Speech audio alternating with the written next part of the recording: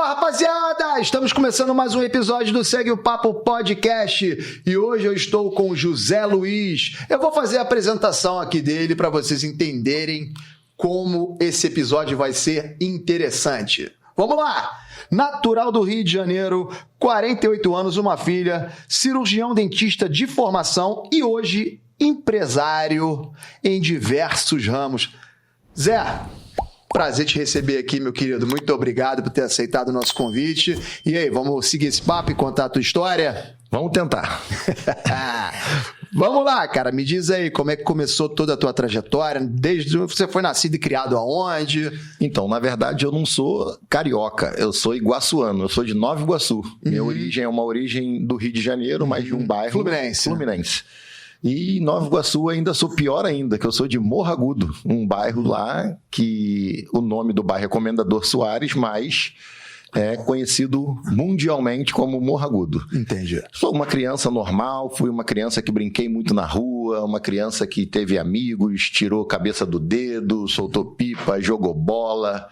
Tive sonho de ser jogador de futebol, joguei em escolinha de base do Flamengo.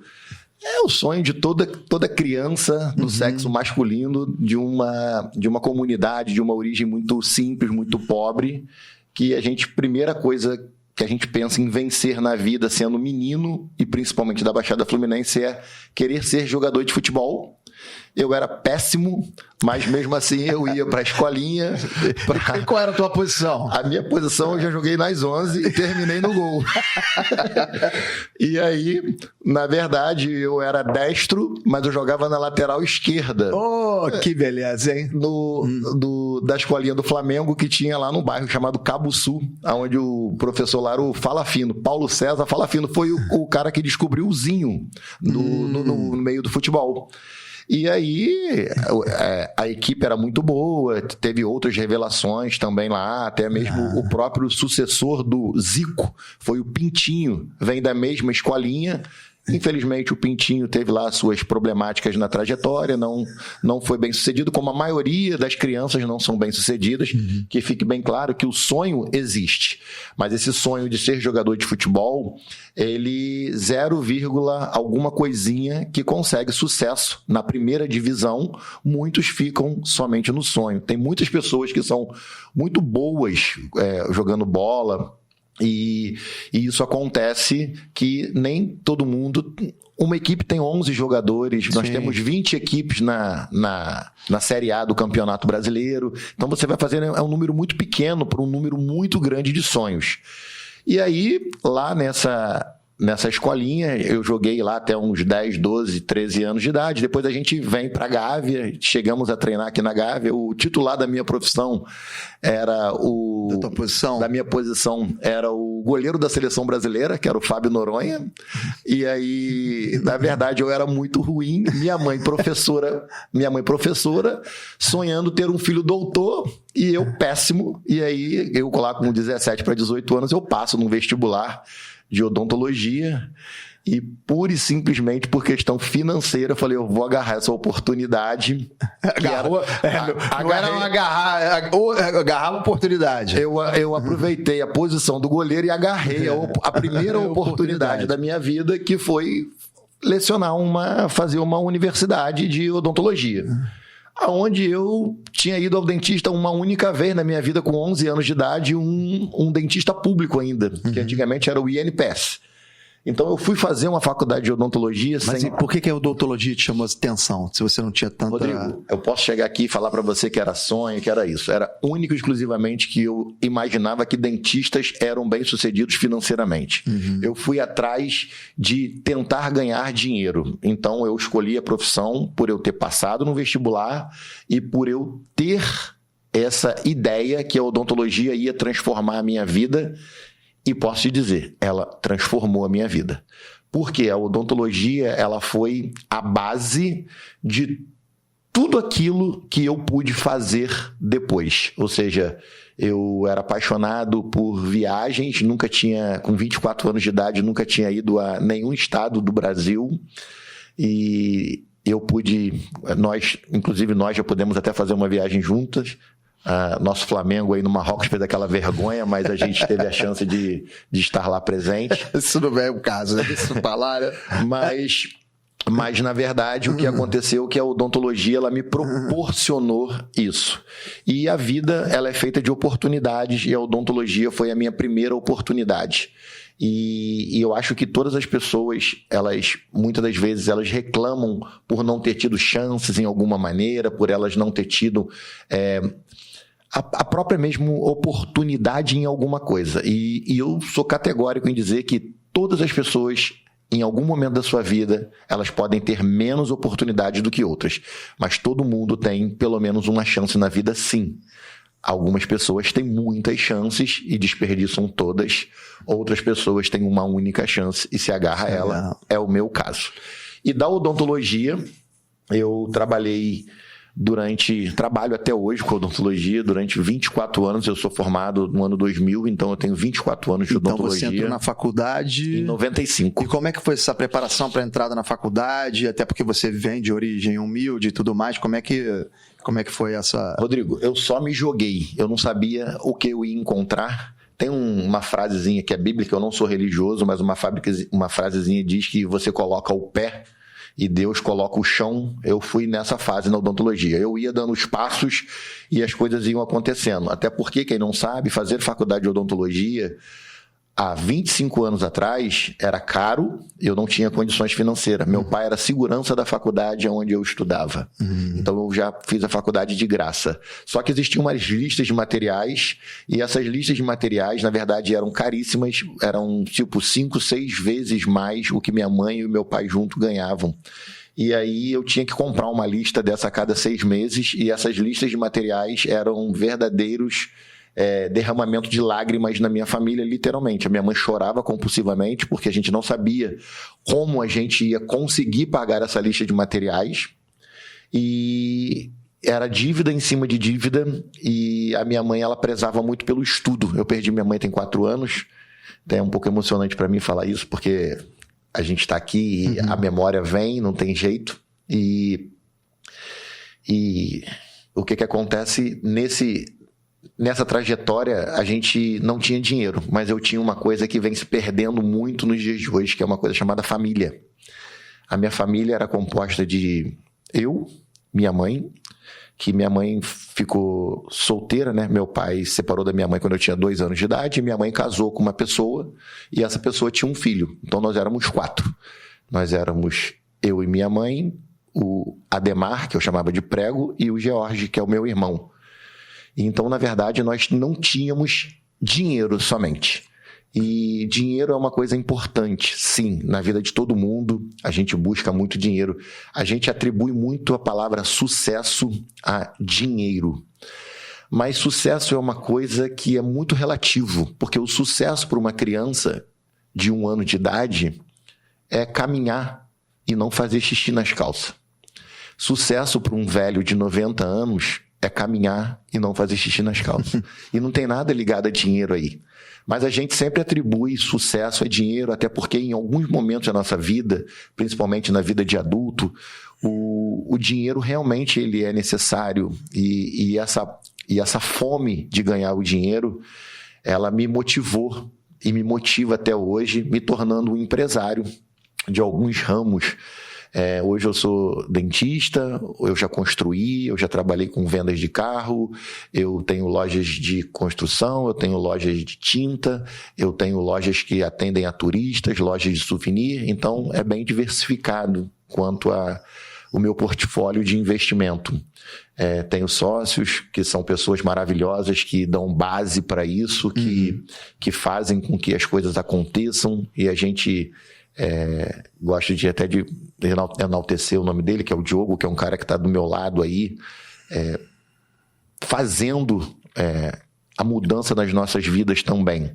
Então, a minha vida, ela resumidamente é isso. Era uma criança sonhadora que, no decorrer da vida, as oportunidades foram aparecendo e essas oportunidades, elas foram sendo agarradas por mim.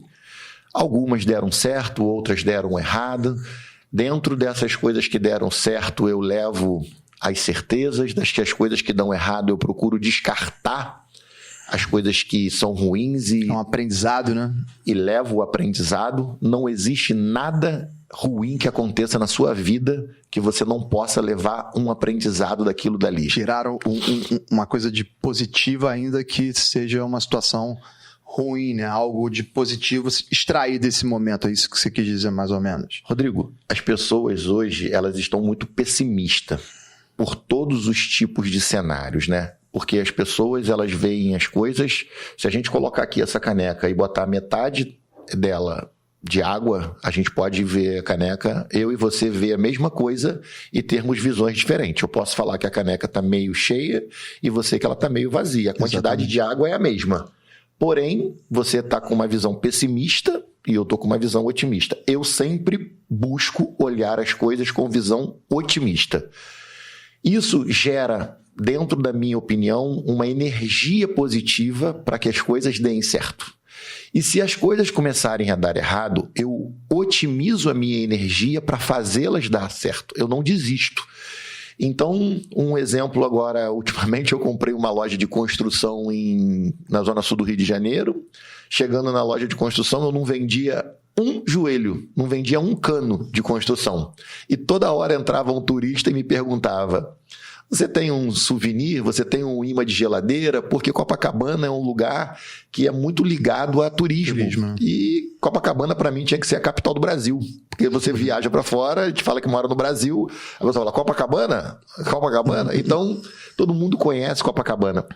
E aí, as pessoas vendo, me perguntando sobre se tinha uma camiseta do Rio de Janeiro, se tinha um imã de geladeira, se tinha um chaveiro, e eu com uma loja de material de construção em plena Copacabana... Que tudo emperrado lá. Tudo emperrado, eu não vendia nada. Eu não pensei duas vezes, eu fui atrás de fornecedores, fui atrás de não sei o quê. Hoje, a loja que era uma loja de construção, aí eu te falo que é uma coisa que deu errado? Deu errado. Mas eu trabalhei para que as coisas dessem certo. E transformei a loja de construção em uma loja de atendimento ao turista com souvenir, que é um sucesso. A gente já está agora inaugurando a nossa 4ª loja e até o final do ano vão ser mais uma ou mais 2, 5, 6, e a gente tem a ideia aí de ter pelo menos umas 10 só em Copacabana. E com certeza terá. Até antes da gente falar dessa loja, que a gente vai divulgar aqui na edição também, mas vamos voltar aqui um pouquinho. Como você falou, a odontologia ela te proporcionou, inclusive hoje, você ter né, essas lojas, mas essa tua trajetória na odontologia, quer dizer, você se formou, então você ficou exercendo a profissão. Então, na verdade, quando eu me formo na odontologia, aí vem a segunda etapa, né? A odontologia, ela é uma profissão cara para você se formar e, na verdade, ela é uma profissão cara para você se iniciar, porque a montagem de um consultório odontológico, ela não é barata. E esses materiais, desculpa te interromper, mas esses materiais todos que eram aquela coisa que deixava a tua família aflita, mas vocês conseguiam esticar, puxar de cá e conseguiam adquirir os materiais necessários para que você estudasse e mantivesse a faculdade.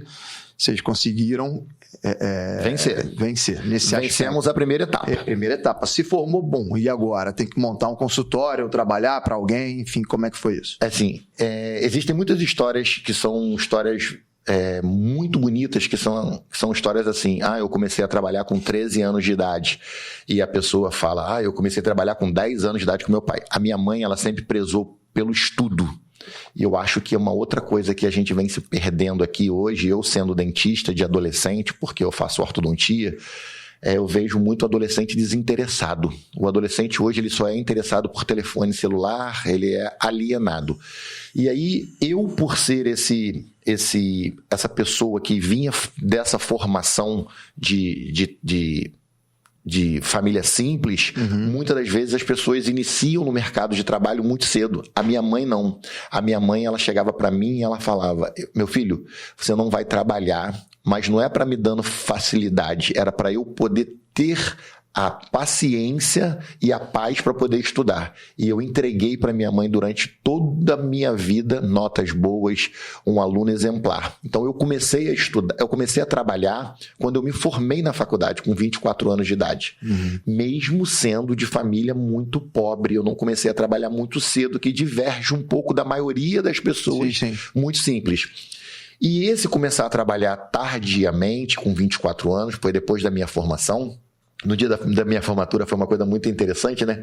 Porque o que diferencia um aluno de um vagabundo é um dia.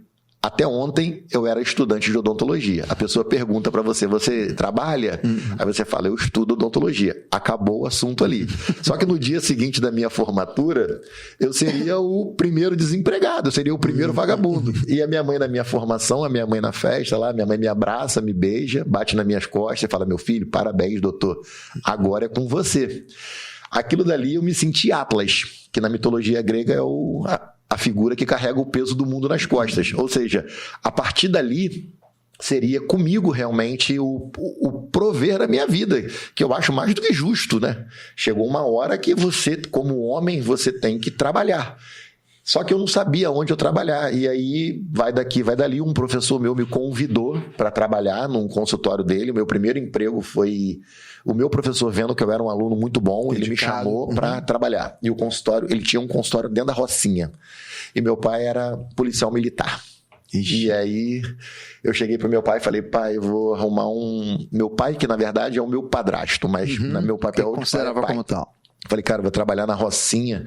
Ele falou, meu filho, vai lá, porque médicos, dentistas, enfermeiros são muito bem vistos em comunidade, são pessoas que ajudam. Só não diga lá que teu pai é policial militar. Porque esse tipo de informação é dispensável. Fala que teu pai é funcionário público e vai dar tudo certo. E lá foi uma coisa muito legal. Só que era assim, era para trabalhar apenas um dia e eu tinha que ocupar a minha semana. E aí arrumei um emprego dentro de um bairro chamado, me lembro como se fosse hoje, Parque Araruama, em Caxias. E era um bairro muito pobre e era um consultório nos fundos da casa de uma pessoa. Cara, eu estava atendendo, entrava galinha no consultório, entrava cachorro no consultório, mas era necessidade. A minha necessidade naquele momento era trabalhar e ganhar algum dinheiro. E era o que acontecia. E foi muito bom, porque todo o dinheiro que eu ganhava era muito para mim. Como eu nunca vivia com nada, se eu ganhasse tipo 20 reais, já era um bom dinheiro. No dia seguinte eu ganhava 30, 50, já era um bom dinheiro. E assim foi a minha vida inteira crescente, porque eu vim do zero e qualquer coisa que você ganha é muito. E isso daí foi fazendo com que eu tivesse um aprendizado do que eu queria e do que eu não queria para mim. Então eu trabalhei para outras pessoas durante um ano até eu levantar um pequeno dinheiro para eu montar o meu primeiro consultório com uma sociedade também, que foi um consultório montado em Nova Iguaçu. E onde você morava? Onde eu morava na época. E, na verdade, eu também não tinha uma condição financeira. Eu me lembro como se fosse hoje. Cheguei para minha mãe e falei, mãe, quero montar um consultório. Minha mãe sempre foi uma apoiadora. Minha mãe falou, meu filho, o meu salário é R$323. Você faz uma prestação até R$323. E assim eu fiz. Fui lá, comprei os equipamentos, comprei tudo para montar um consultório novo. E parcelei aquilo lá em 36 prestações de R$323, que era o limite que dava a garantia do salário todo da minha mãe, como se fosse hoje a minha mãe professora ganhasse R$3.000 e ela fala, faz uma prestação até R$3.000. E eu fui lá, comprei esse consultório, graças a Deus a minha mãe nunca precisou pagar uma prestação disso daí, porque o meu próprio trabalho pagou, mas eu tive mais uma vez a minha família me sustentando. Porque as pessoas precisam entender que família não é só prover financeiro. Às vezes é suporte emocional, às vezes é um abraço, às vezes é estar do lado. Incentivo, né, às vezes é um olhar. Isso não é só para família. Eu acho assim, existem pessoas que se tornam amigos da gente e esses amigos nossos são mais do que a nossa própria família. Eu tenho hoje alguns problemas, algumas desavenças com a minha família, gosto de todos, mas infelizmente a vida e a maneira com que as coisas vão sendo conduzidas nos afastaram um pouco. Hoje posso dizer a você que eu tenho um grande amigo, que o meu grande amigo chama-se Fábio, é um médico, e a gente é mais do que amigo, a gente é irmão. E eu me fechei muito na minha vida, porque eu, por ser uma pessoa pública, a nossa vida ela fica muito exposta. E as pessoas, muitas das vezes, elas não veem o sacrifício. Eu tenho uma artrose na mão, 3, de tanto trabalhar. Eu entrava às 7 horas da manhã no consultório e saía 10, 11 horas da noite todos os dias. Um dentista normal atende de 20 a 30 pessoas por dia. Eu atendia de 100 a 150. chegou um momento da minha vida, eu com 38 anos, eu tremia, igual que eu tivesse Parkinson. Eu tinha uma síndrome chamada burnout, síndrome do esgotamento profissional. Eu ganhava dinheiro, mas eu vendia minha saúde, eu vendia tudo aquilo dali. E eu sabia que eu não ia conseguir fazer essa odontologia perdurar por muito tempo, porque dói o olho, dói as costas. Aí você já estava, né? Não era mais aquele garoto que saiu da faculdade, né? Dói a bunda de tanto você ficar sentado ali 12, 13 horas sentado. E aí, na verdade, eu comecei a imaginar que eu precisaria de alguma coisa em paralelo para que eu tivesse renda e essa renda pudesse fazer com que eu trabalhasse um pouco menos. Quer dizer, isso vai até na linha do que você estava falando anteriormente, né? Sobre o sucesso. Quer dizer, então você já estava tendo uma receita interessantíssima em virtude do número de pacientes que você atendia diariamente, mas a qualidade de vida você não tinha. Né? Muito pelo contrário, né? Estava afetando a tua saúde. Eu cheguei a ter várias clínicas, acho que foram 7 ou 8 clínicas. E pulando de uma em outra. Pulando e pessoas trabalhando comigo e o telefone não parava de tocar. E esse telefone que não parava de tocar, ele me trazia uma ansiedade, uma angústia, porque eu tinha que resolver tudo. Eu sempre fui uma pessoa muito dinâmica, então o compressor para, a mangueira estoura, eu ia lá para poder economizar também. Eu consertava, a lâmpada do refletor queimava, eu trocava a cadeira que não levanta, a rodinha do mocho que sai, a lista de material e você lidando com pessoas boas e pessoas ruins e tendo que a todo momento, tendo que apagar incêndio, aquilo ia me causando um transtorno emocional muito grande. Coisa que eu volto a dizer, me trazia dinheiro, mas não me trazia paz, não me trazia nada disso daí. E aí, dentro dessa trajetória de odontologia, eu comecei a ver que eu precisava fazer alguma outra coisa que me desse uma receita passiva, ou seja, que eu não tivesse que trabalhar para poder ganhar dinheiro, e aí é onde começa o José empresário. Mas desculpa, o que te fez ter esse pensamento foi esse aspecto da saúde, né? Tá afetando a tua saúde, ou você já pensava ou foi efetivamente preciso você buscar um médico e ser diagnosticado com essa síndrome de trabalho excessivo? Na verdade, não existe um marco para eu fazer isso. Entendi. Era uma necessidade iminente, porque eu não aguentava mais fisicamente, eu sabia que eu não ia conseguir trabalhar. Falou, a máquina vai pifar uma com hora. alta performance de número de atendimentos e tudo isso, porque é muito fácil, Rodrigo, quando você tem 24 anos de idade, tudo funciona, com 30 tudo funciona, dos 30 aos 40, beleza. Mas depois, hoje eu tenho 48 anos de idade, por mais que você queira, a cabeça pensa, a cabeça fica boa, você fica mais maduro e o teu corpo não corresponde. Ou seja, hoje a gente troca uma noite de sono bem dormida por qualquer festa.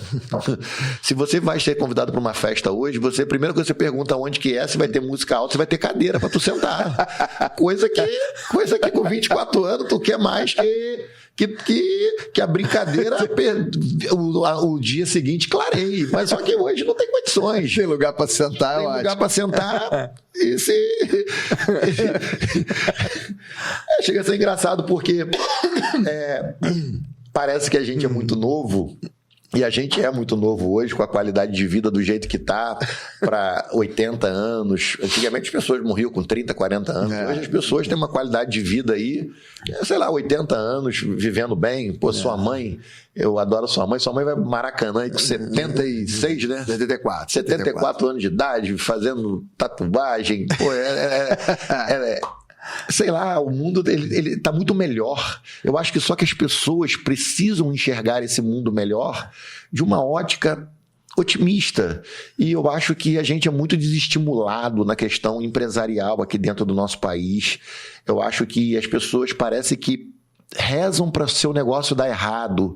As pessoas parecem que pensam negativamente para que aquilo ali não dê certo. No Brasil é o único país do mundo que você ser bem-sucedido é vergonhoso, você não pode falar que você é uma inversão de valores, né? Entende? Ser bem-sucedido no Brasil é questão de vergonha. Ou seja, eu nem sou muito fã dos Estados Unidos, mas nos Estados Unidos uma criança de 13, 14 anos é estimulada a empreender. Ela é estimulada a aplicar dinheiro em bolsa de valores, ela é estimulada... Educação financeira. Educação financeira, que a gente não tem nada aqui no nosso país, nem eu tive, nem a minha mãe poderia me ensinar educação financeira. Eu me lembro que eu com 25, 26 anos de idade, juntei uma quantia de 55 mil reais, que foi até uma aquisição de uma casa que eu tive. Eu perguntei para minha mãe o que eu fazia com aquele dinheiro, minha mãe começou a chorar. Porque minha mãe não sabia me orientar o que fazer com o dinheiro, porque ela nunca nem tinha visto aquela quantidade de dinheiro, de tão raspada que era a nossa economia. Era o que ganhava, gastava. Era exatamente aquilo dali. Era um caderninho que minha mãe tinha, água, luz, telefone. Cláudio, que era um rapaz que tinha lá um armazém Luiz da Barraca, que era onde a gente ia lá comprar o arroz quando faltava no final do mês. Né? Filho, o final do mês, na casa de uma pessoa simples, tem uma cebola e uma garrafa d'água dentro da geladeira. É exatamente isso que eu vivi a minha vida inteira. Uma cebola, um limão seco e uma garrafa d'água dentro da geladeira. Dia 30. Aí no dia 5 ali que você recebe, a geladeira volta a encher. As pessoas, hoje, elas têm menos filhos, mas antigamente elas tinham muito filho. O que era o orgulho? O que era a ostentação da vida de uma pessoa? Você ir na casa dela, ela abrir o armário para você e te mostrar que ela tinha comida. Muita comida. Hoje não tem mais essa necessidade de tanta comida. Hoje as pessoas, elas querem ter menos filho para ter mais oportunidades, para poder dar mais chance para os filhos. Mas infelizmente as criações dos filhos hoje, elas estão distorcidas em questão de valores, não de valores financeiros, mas de valores éticos e morais.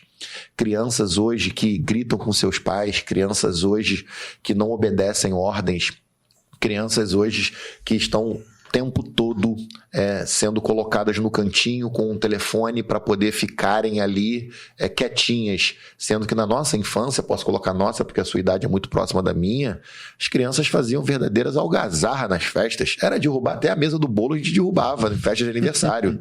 Hoje em dia, o bonito nas festas é as crianças ficarem quietas, é as crianças não encostarem nas paredes, é as crianças não rabiscarem um cantinho de uma parede de uma casa. É mais importante a casa estar arrumada. Cara, queiram casas mais desarrumadas, mas mais alegria dentro das casas. Queiram paredes mais sujas, porque o teu filho está passando a mão naquela parede. Porque verdadeiras casas arrumadas, sem vidas, elas não adiantam nada. Eu sou um cara que eu sou muito emotivo. A minha infância, ela está muito presente em mim. Eu comi muita mortadela frita como carne. Isso daí até uma brincadeira que meus amigos falam, que essa frase eu sempre falo. As pessoas hoje não sabem o que é uma latinha de apresuntado, que é um negocinho que tu abria. Essas questões hoje existem muito mais facilidades, mas as pessoas não estão sabendo agarrar essas facilidades e transformá-las em coisas boas. Porque hoje é muito mais fácil você ter uma roupa, é muito mais fácil você ter um alimento. É mais fácil. Não é porque o mundo mudou. As facilidades, elas existem. Mas o que acontece é que as pessoas hoje elas estão valorizando um influencer. Você está fazendo um programa aqui sensacional, que você está ouvindo pessoas que são pessoas de verdade. Aqui ninguém está querendo influenciar ninguém de uma maneira negativa. Ninguém chega aqui no teu programa e está querendo contar uma irrealidade. Todo mundo vem aqui e conta suas histórias.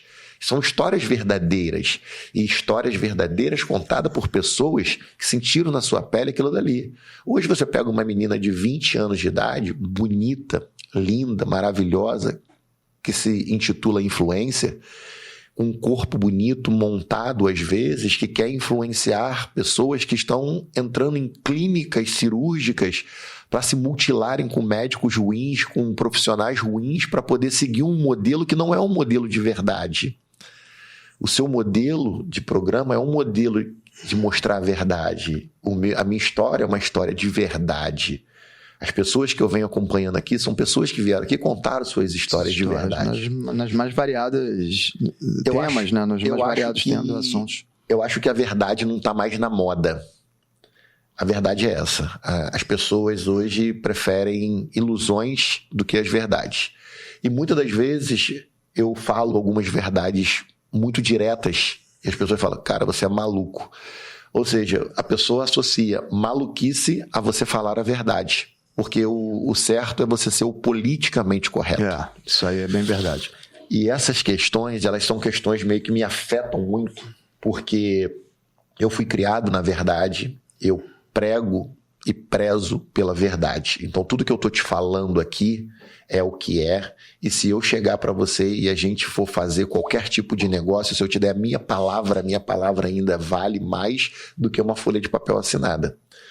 Mas esse momento que a gente vem passando, esse momento muito complicado no nosso cenário, do nosso país, onde é um país maravilhoso.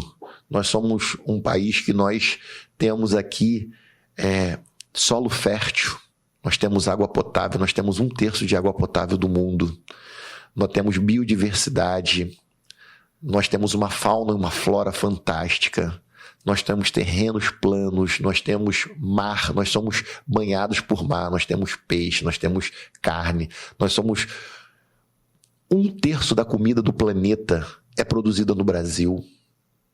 E nós não podemos ter fome dentro de um país que produz 1/3 da comida do mundo. Eu tenho uma história maneirinha da minha filha, que uma vez eu tinha um sítio e eu comprei 4 sementes de abóbora, que eram semente para plantar, e a gente foi para plantar, e ela perdeu uma semente da abóbora, caiu da mão dela, e a gente plantou 3 sementes, só que a gente não leu nós não lemos a especificação, era para colocar 1 centímetro. A gente fez um buraco muito fundo e plantou a semente da abóbora, que não germinou as 3. A que caiu da mão dela, deu um pé que deu mais de 100 abóbora. Ou seja, uma semente que cai da mão de qualquer pessoa é capaz de dar 100 abóboras. E a gente pode ter um país que tem fome? A gente aqui não está falando de desigualdade social, uma pessoa que trabalha mais para ter um pouco mais, uma pessoa que trabalha menos para ter um pouco menos. A gente está falando aqui de fome, a gente está falando aqui de uma coisa que o empresário, ele gera emprego, o empresário, ele gera receita, o empresário, ele paga impostos. Movimenta a economia. O que é o imposto? O imposto é parte daquilo que a gente ganha, dado ao governo, para ele administrar da maneira com que ele bem entender em prol da população. Certo. Então você não pode crucificar um empresário, ou você não pode colocar uma carga tributária em cima do empresário maior do que ele suporta, porque você não vai conseguir arrecadar impostos para poder você dividir para a população.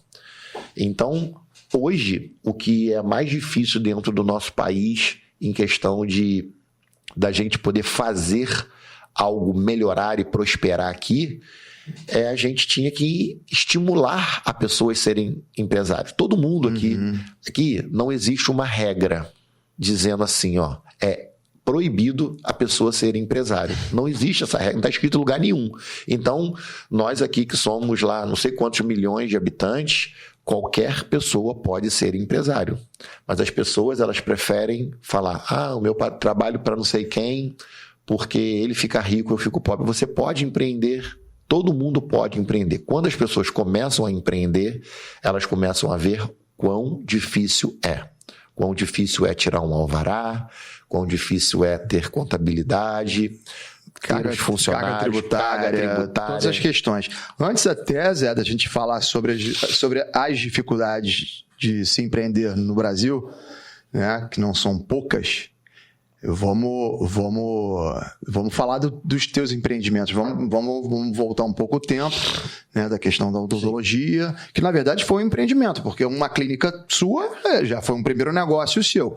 Então a tua veia empreendedora já começou a ser, né, trabalhada e desenvolvida ali. Quando você viu que você estava trabalhando excessivamente, afetando a tua saúde e você buscando uma qualidade de vida, né, o sucesso na acepção da palavra, como a gente estava falando, quando você buscou e qual foi o negócio que você começou a conduzir em paralelo à odontologia? Então, Rodrigo, a gente estava conversando aqui de maneira informal, até o bate-papo aqui do backstage aqui. É assim, A gente, muitas das vezes, a gente cria na nossa vida uma estratégia, né? Eu vou ser médico, eu vou ser dentista, eu vou ser advogado, eu vou ser fisioterapeuta. Você escolhe uma profissão e você acha que você vai viver daquela profissão de maneira a se formar e depois a trabalhar e ganhar dinheiro e pronto, e acabou. Só que a vida ela não é assim. Estamos aqui diante de um apresentador de um podcast que vem crescendo muito, chamado Rodrigo, que é um advogado. De formação, é verdade. De formação. Em que momento da sua vida você se imaginou um apresentador de podcast nos seus maiores devaneios? Quer que eu te responda? Nunca. Até porque nem existia podcast até pouco tempo, né? A minha resposta é essa. A minha resposta é uma pergunta para você. Sim. Então é a mesma coisa. A odontologia, ela pura e simplesmente, ela foi uma espinha dorsal financeira para eu ganhar. Mas eu não sabia que eu ia trabalhar vendendo carro. Eu não sabia que eu ia construir alguma coisa. Eu não sabia que eu ia ter uma loja de construção. As oportunidades, elas vão aparecendo. Você vai gerando oportunidades. E essas oportunidades que aparecem, as pessoas hoje, é que eu volto a falar aqui, as pessoas têm muito medo de empreender, porque o estigma do empreender no nosso país, ele é um estigma ruim. Ele não é estimulado, ele é desestimulado. Mas por quê? Porque todo mundo ouve falar que empreender é difícil. Se você ouve o tempo todo, empreender é difícil. Ser empresário no Brasil é coisa de maluco. E ao mesmo tempo tem a galera que demoniza a figura do empresário. Então, quer dizer, é complicado. É complicado. Só que eu sempre, vendo oportunidades e sempre sendo otimista, sempre fui abraçando. Então eu construía. Vamos voltar lá à minha origem do construção. Eu construía, eu comprava... Então o teu primeiro negócio fora da odontologia foi venda de carro. Eu trabalhava em paralelo. Odontologia e eu comprava e vendia carros. Eu comprava carros em leilões e vendia. E com um amigo meu, que é um grande amigo, que é o Alexandre. Uhum. E aí, na verdade, isso gerava dinheiro, e o dinheiro ia, o dinheiro vinha, e a gente foi fazendo isso daí, só que chegava uma hora que eu tinha muito trabalho com a odontologia e tinha muito trabalho com isso também, porque isso é muito trabalhoso. E aí eu vi que aquilo dali, em si, mesmo gerando dinheiro, me gerava mais trabalho. Aí eu comecei a entender que a gente precisava construir algumas coisas para poder viver de uma renda passiva de aluguel, que era o sonho da década de 60 e de 70. Uhum. E esse sonho da década de 60 e 70 era a pessoa comprar terreno, fazer construções e aí alugar para as outras pessoas. Isso era realmente uma coisa muito boa, foi o que eu procurei durante muito tempo da minha vida fazer. E aí eu comecei a construir. Eu sou um pouco apaixonado por construção. Eu falo que eu sou um dentista nota 7, seria um arquiteto nota 10. Porque eu amo construção civil, eu amo arquitetura, eu amo design, e eu faço algumas coisas que são bem interessantes. As pessoas... isso é nato, e as pessoas falam, pô, cara, tu tinha que fazer isso na tua vida. E eu gosto muito de fazer paisagismo e tudo isso. Então, quando eu comecei a construir, eu comecei a frequentar muitos grandes home center. E aí, nesse home center, tinha um gerente que me atendia, que é o meu sócio hoje, e toda vez que eu chegava lá, eu falava, pô, vamos montar um material de construção, porque eu queria, já com a minha visão, comprar um material da construção ao preço de custo para eu poder fazer a minha obra. Entendi. Era cortar um custo. E aí, quase toda semana, 2, 3 vezes, eu estava lá e eu conversava com ele, ele me aplicava um desconto, e a gente batia um papão, ele é botafoguense, tatuagem na perna, eu falava para ele, pô, tem que arrancar essa perna fora, e a gente ia brincando. E até um dia que ele chegou para mim, eu acho que ele estava também um pouco insatisfeito, ele falou, pô, cara, esse negócio que tu fala de montar um material de construção, isso daí é verdade? Eu falei, é verdade. Ele falou assim, pô, cara, eu quero essa parada. Falei, então vamos embora, vamos arrumar uma loja. Saí dali, arrumei uma loja, liguei para ele, falei, vem aqui ver a loja. Chegamos lá, eu falei para ele assim, vou falar em números. Quanto que você acha que vai montar uma loja de construção? Ele falou, uns 100 mil dá para montar. Rodrigo, falei mesmo, então vamos embora montar isso daí. Chegou na loja, chegamos lá, aluguei lá uma loja, que era uma loja grande, onde era? Eu sonho, em Nova Iguaçu, foi a primeira loja. Chegamos lá, aí quando começamos a montar a loja, gastamos 500. E... A previsão de 100 virou certinho, né? Endividamento, pegamos parcelado. É assim, não tinha dinheiro, mas quanto que é o boleto, bota pra cá, deixa que eu pago. E aí foi assim que começou o negócio. E aí a gente entrou, ele saiu do home center, começou a trabalhar lá, e dali o troço foi crescendo de uma maneira, e eu sempre buscando os novos negócios. A nossa sociedade, ela encaixa, porque na verdade ele faz uma coisa que eu faço mal, que é os bastidores do negócio, que é a parte administrativa. Ele é um administrador de formação, então ele sendo um administrador de formação, ele entende da parte técnica. Eu sou um negociador de formação nata, então eu não tenho formação técnica disso, mas eu sou o cara que faço o negócio, e ele é o cara que faz o negócio prosperar.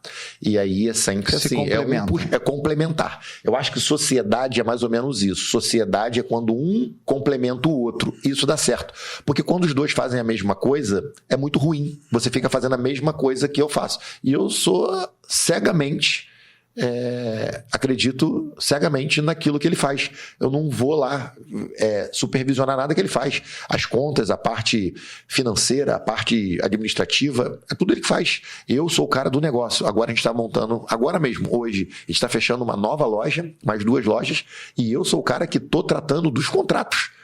E aí, a hora que o jogo tá aqui, eu entrego, aí eu pego a bola, já dominei, já peguei a carência, já pedi, então, já essas negociei. 2 lojas você está fechando agora de material de construção. Não, agora são 2 lojas de souvenir. Não, mas vamos lá, até o pessoal entender, né? Porque senão fica meio... Então, você abriu essa loja em Nova Iguaçu de material de construção. É porque você falou qual foi o meu primeiro negócio. Sim. Foi o material de construção. Em Nova Iguaçu. Em Nova Iguaçu. Certo. E esse material de construção, ele cresceu e ela virou um material de construção e mais uma loja de tinta. Então certo. A gente tem construção e tinta. Nova Iguaçu. Nova Iguaçu. O negócio cresceu mais, a gente comprou uma loja de construção em Copacabana. Aí que a gente volta àquela história, mas vale a pena contar de novo. A loja de construção em Copacabana era um fiasco.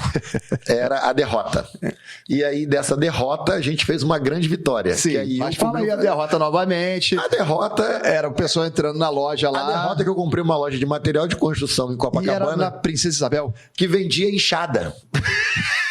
Vendia pá, enxada. Mas era bom pro cara lá, cara, na praia botar o guarda-sol, cara. Só se for, porque eu falei...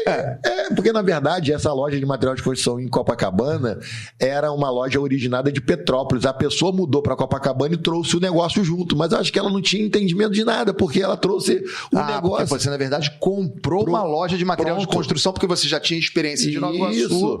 Então, na verdade, você não montou uma loja de material. Já comprei pronto, comprei com a porteira fechada. Entendi. E aí, desse negócio, eu fui transformando. E o bom é que, como a gente tinha todo aquele material de construção ali dentro, quando a gente fez a transformação, a gente pegou todos os materiais e levamos para Nova Iguaçu. Sim. Nova Iguaçu precisa da enxada. Nova Iguaçu. Então, o material em si foi todo aproveitado. Só vale relembrar para o pessoal que foi um fiasco, como você mesmo disse, porque era em Copacabana e a galera entrava ali, em sua grande maioria, para perguntar sobre canga, souvenir, sobre camisa, imã de geladeira e porra nenhuma de joelho, cano, nada.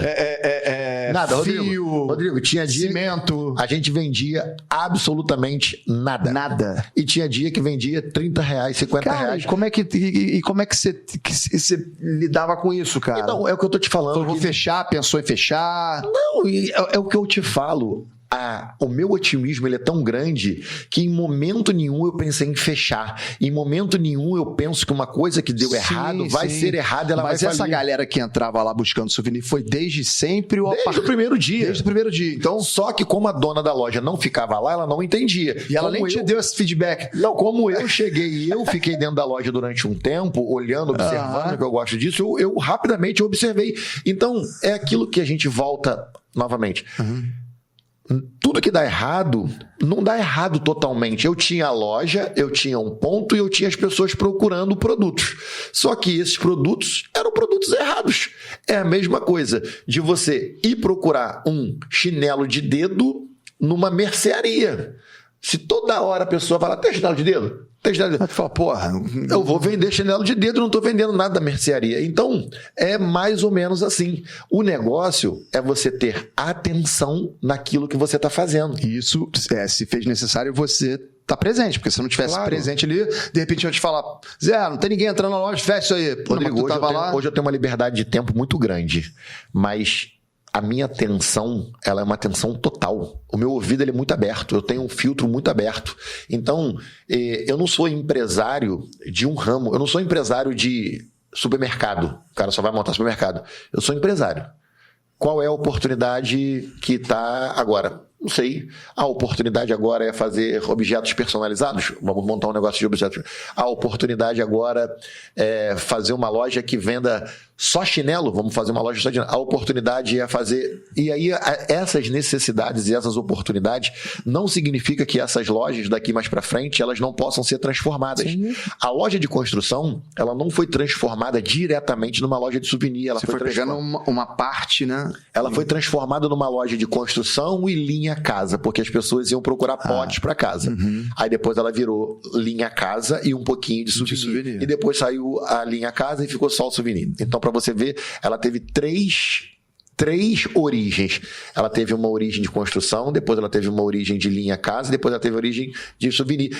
Para você saber como que houve uma transformação no negócio. Houve a transformação de uma loja de souvenirs, entrou algum caboclo lá para perguntar, e aí, cara, tem cimento? Cara, não é possível. Existe o cara que vai lá desavisado e fala, aqui não era um material de construção. Agora, irmão. Mas se eu dependesse dele ir lá comprar esse cimento, aí eu já tinha falido. Porque o aluguel lá não é barato, não. O aluguel lá é caro. Então, isso tem quanto tempo, Zé? 5 para 6 anos. 5 para 6 anos. Essa foi inaugurada, por assim dizer, né? Sim. A primeira loja de souvenir que se chama... Vagalume. Vagalume. Que, na verdade, todas as nossas lojas se chamam Vagalume. Porque a loja de material de construção já de Nova Iguaçu era Vagalume. Lá é Vagalume Nova Iguaçu, aí é Vagalume Tintas, aí é Vagalume Copa, aí é Vagalume Souvenir, aí é Vagalume Nossa Senhora de Copacabana. Me despertou uma curiosidade, por que do Vagalume? Cara, Vagalume era assim, a loja de construção nossa... era uma loja que ela teria venda de material hidráulico e venda de material elétrico como sendo um carro-chefe, que é um produto que agrega muito valor. Fios, disjuntores, tomadas, essas coisas. E aí, vagalume é um bichinho que liga a luz e desliga a luz sem ele ter bateria, sem ter nada. E a minha ideia era uma ideia de fazer um vagalume de maneira com que aquela caldinha dele ficasse acendendo e apagando no letreiro. A caldinha, então, adorei ter caldinha. Caldinha para falar o bumbum e a bunda dele. E aí, na verdade, era para ser um bichinho que representava a loja de eletricidade. E, inclusive, cara, eu tô saudade de ver um vagalume hoje em dia, que da minha infância era outra coisa que você falou aqui agora, que a gente brincava no meio do mato lá, brincava tudo isso, uma cidade que não tinha muita iluminação pública, e você via muito vagalume. E tem muito tempo que eu não vejo vagalume. E outra coisa que eu também tenho muita... saudade é uma plantinha chamada dormideira. Não sei se você já brincou. Você toca nela, ela fecha. Isso é mais comum. Então, é isso. O vagalume era por aí. Então, a gente vai divulgar aqui para o pessoal ver, né? Todas. A questão da vagalume, tanto material de construção, como o vagalume da loja de souvenir, que é um sucesso absoluto em Copacabana. E hoje, Zé, você está com quantas vagalumes em Copacabana? Em Copacabana agora são 5. E a gente está indo para a 6ª e, se Deus quiser, a 7ª. E rapaz, os vagalumes estão crescendo, hein, cara? Os vagalumes agora estão soltos aí. Vão tomar conta de Copacabana. Você poderia dizer que é a maior loja de souvenir de Copacabana? Hoje, com a expansão que a gente está fazendo de uma loja que já existe uma loja e a gente está locando a loja ao lado, nós vamos nos tornar a maior loja de souvenir da Zona Sul, não só de Copacabana. Copacabana, Ipanema, Leblon. Mas só de ser de Copacabana já significa muita coisa. Né? Nós vamos nos tornar a maior loja física de souvenir. E cara, fala aí o tipo de souvenir, porque eu o público do Segue o Papo do Segue o Rodrigo. Papo é bem diversificado e de fora do Rio. É legal. E quando chegar aqui no Rio, a referência para comprar aquelas coisinhas bacanas, né? Então. Ou seja, imã, abridor de garrafa, Camiseta, abridor de garrafa, bolsa, tudo. canga, Tudo. enfim, procurar a Vagalume, aliás, as Vagalumes em Copacabana. Vamos divulgar o Instagram aí. O que acontece é assim, você sabe que eu sou um apaixonado por viagens. A gente conhece aí um monte de países. O que acontece? Toda vez que a gente viaja, quem gosta realmente de viajar, ele é um colecionador de algum item. Temos um amigo aí que é o colecionador de copinho, que dá uma dor de cabeça danada. A gente tem que montar o roteiro da viagem e um dia é destinado à procura do copinho do amigo. Achar copinho do amigo. Mas aí ele nem indeniza a gente por isso. Mas tudo bem. E toda vez que a gente viaja, eu já tinha uma lojinha que eu vendia algumas coisas e a Vagalume ela foi montada nas minhas experiências de viagem. Porque eu falei assim, quando eu entro na minha loja hoje, não é porque é a minha loja e você conhece também, eu falo, cara, que loja fantástica. Por quê? É o que eu gostaria de encontrar nas lojas que eu viajo fora. Então, a Vagalume hoje, ela não é uma loja que vende souvenir, ela é uma loja que vende experiências de viagem. Bacana. Então, a gente está até relutando a entrar na parte digital, que é uma parte moderna que a gente tem que entrar para posicionar a loja digitalmente, mas seria muito chato o cara comprar lá do hotel dele um copinho de shot e eu lá entregar sem ele conhecer a loja. Entendi. A gente vai botar ele ali dentro para ele veja, para que ele fique imerso nessa viagem que ele está fazendo. É uma verdadeira viagem. E a gente faz parte, né, cara? Para você que viaja, pra gente que gosta de viajar, é uma experiência. E quando eu vou na loja, Rodrigo, é um prazer falar com um turista, é um prazer indicar um restaurante, indicar os passeios, falar, infelizmente, da nossa segurança, dar uns toquezinhos, poxa, o uso do celular, não usa esse cordãozinho de ouro, essa correntinha, mas não é de ouro, mas tira, porque vai tomar um susto, tira esse brinquinho, leva uma gargantilhazinha, a gente dá um souvenirzinho do Brasil para ele. O Brasil é um país muito querido. Qualquer país que a gente vá, pode ser países que estejam em guerra, pode ser países extremamente ruins no cenário mundial. Se você chegar lá, você fala que é brasileiro e as portas se abrem. Todo mundo gosta do brasileiro em qualquer parte do mundo. Não existe um país no mundo que, se você falar que você é brasileiro, você é malquisto. Todo mundo gosta do brasileiro. Então, quando eles vêm aqui, eu tento treinar a minha equipe para dar esse carinho para essas pessoas que estão aqui viajando e tornar a viagem dessas pessoas verdadeiras experiências boas. Legal. Porque se a pessoa vem ao Brasil, principalmente a gente está falando do Rio de Janeiro, e ela chega aqui, ela não tem nenhum incidente, ela só vai sair daqui falando bem do Brasil. E é o que a gente precisa, vender as notícias boas do nosso país. Se o Brasil só noticiasse as coisas boas que nós temos muito, o Brasil seria visto de maneira diferente. Mas nós temos no Brasil um jornalismo sujo, o jornalismo que vende só tragédias. Então, eu tive uma retração de 30% em dezembro desse ano, porque teve uma onda de uns trombadinhas que estavam tomando as coisas dos outros na rua, e aí se tornou, o jornalismo pegou e, de maneira inconsequente, tinha que cobrar do órgão público a segurança, sim, mas de maneira inconsequente começou a dizer, não venham para Copacabana porque a violência está muito grande. Não é bem assim. Copacabana é uma das poucas áreas do Rio de Janeiro que você tem reconhecimento facial. Se você é um bandido, não venha para Copacabana, porque você vai ser reconhecido facilmente e você vai ser preso. Porque o batalhão de polícia, ele é extremamente ativo.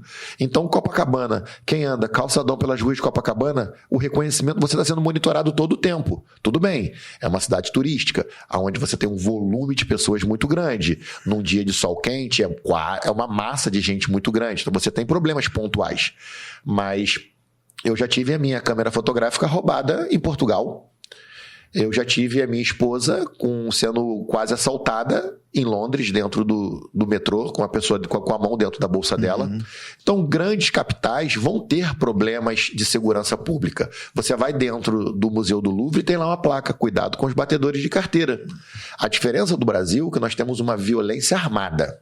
E essa violência armada é dentro de comunidades. Ninguém vai andar em Copacabana com um fuzil no meio da rua. Só que a imagem que é vendida é assim. As pessoas chegam aqui e falam para mim: eu achei que chegava aqui e as pessoas estavam armadas na praia.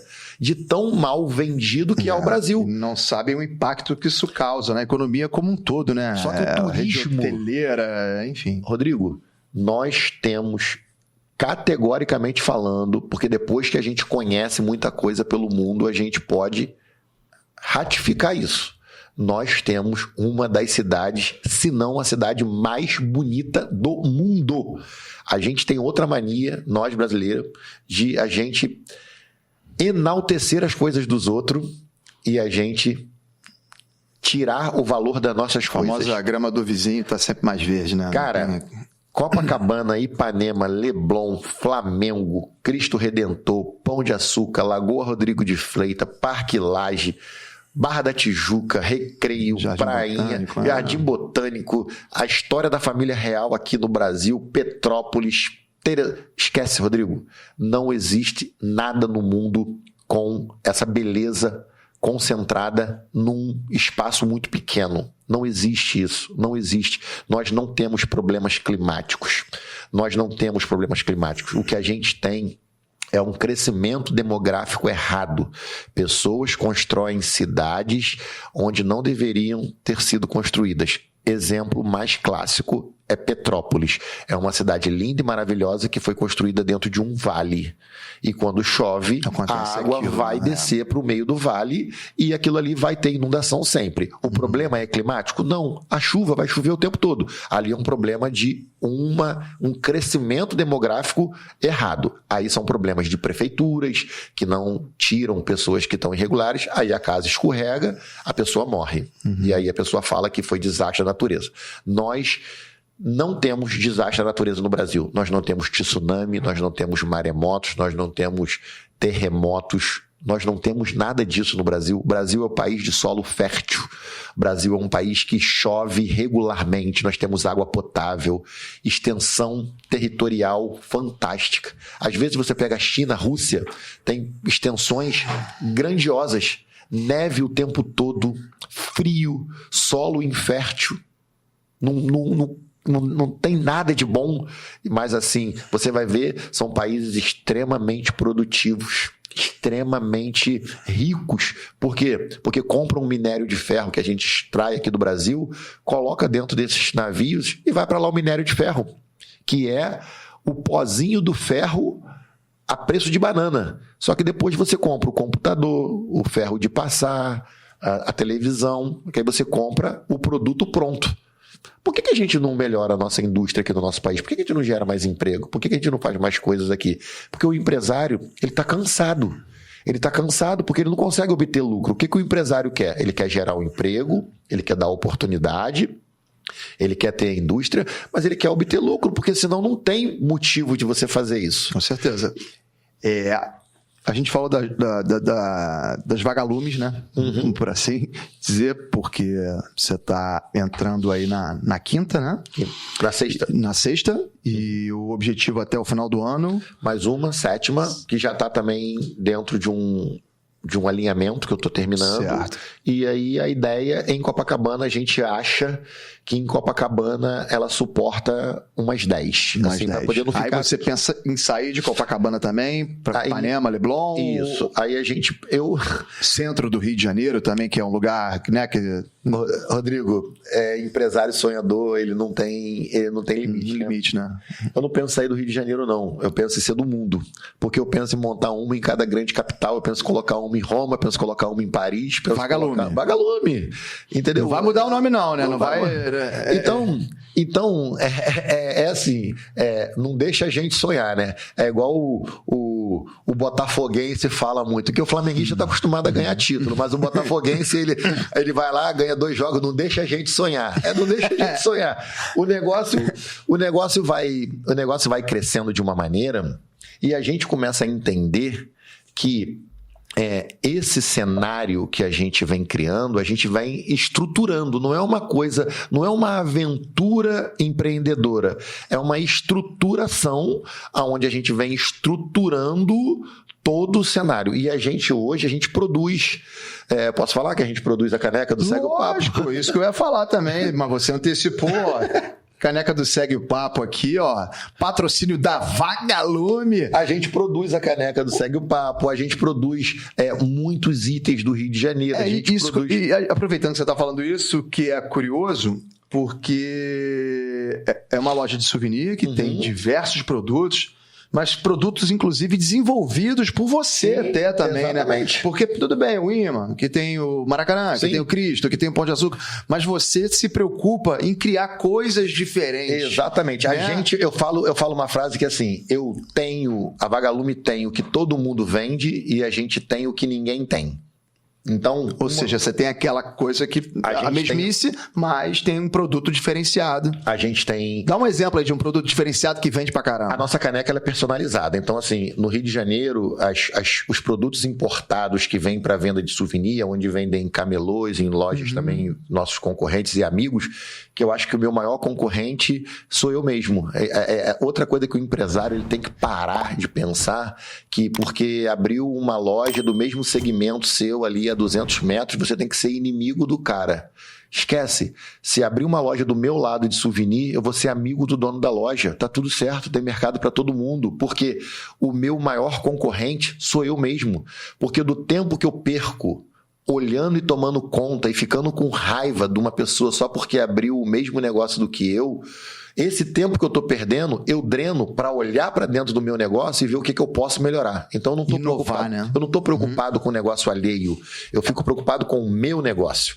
E dentro do meu negócio, a gente olha, vê se a gente tem que adequar preço, se a gente tem que trazer um produto novo, vê se a gente precisa fazer uma promoção, vê se a gente precisa, sei lá, trocar uma ideia melhor com o nosso cliente. Eu tenho uma história engraçada, que outro dia eu estava a gente vende muita coisa, o Flamengo é uma coisa que vende muito. O Flamengo vende muito.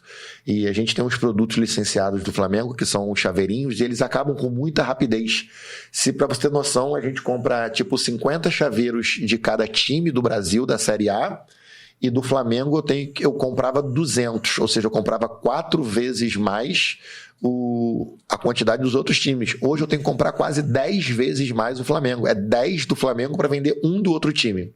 E entrou um turista argentino aqui querendo um chaveiro de metal do Flamengo e a gente não tinha. E foi uma vergonha, porque eu estava na loja e ele pediu o chaveiro do Flamengo. E aí, na verdade, ele pediu, ele ficou meio frustrado, ele já era um senhor, ele foi lá para a porta da loja, ficou de braço cruzado, e eu tinha um do Flamengo de borracha. Não era o que ele queria. E aí a esposa dele estava olhando a loja, e aí eu fui lá e peguei um chaveiro de borracha do Flamengo. Fui lá fora, falei para ele, eu quero lhe pedir desculpa. Não é o que o senhor quer, mas eu estou lhe dando esse presente aqui te pedindo desculpa, que esse chaveiro é do Flamengo. E eu gostaria que o senhor deixasse seu endereço aqui, que assim que chegar o chaveiro do Flamengo eu vou enviar para sua casa.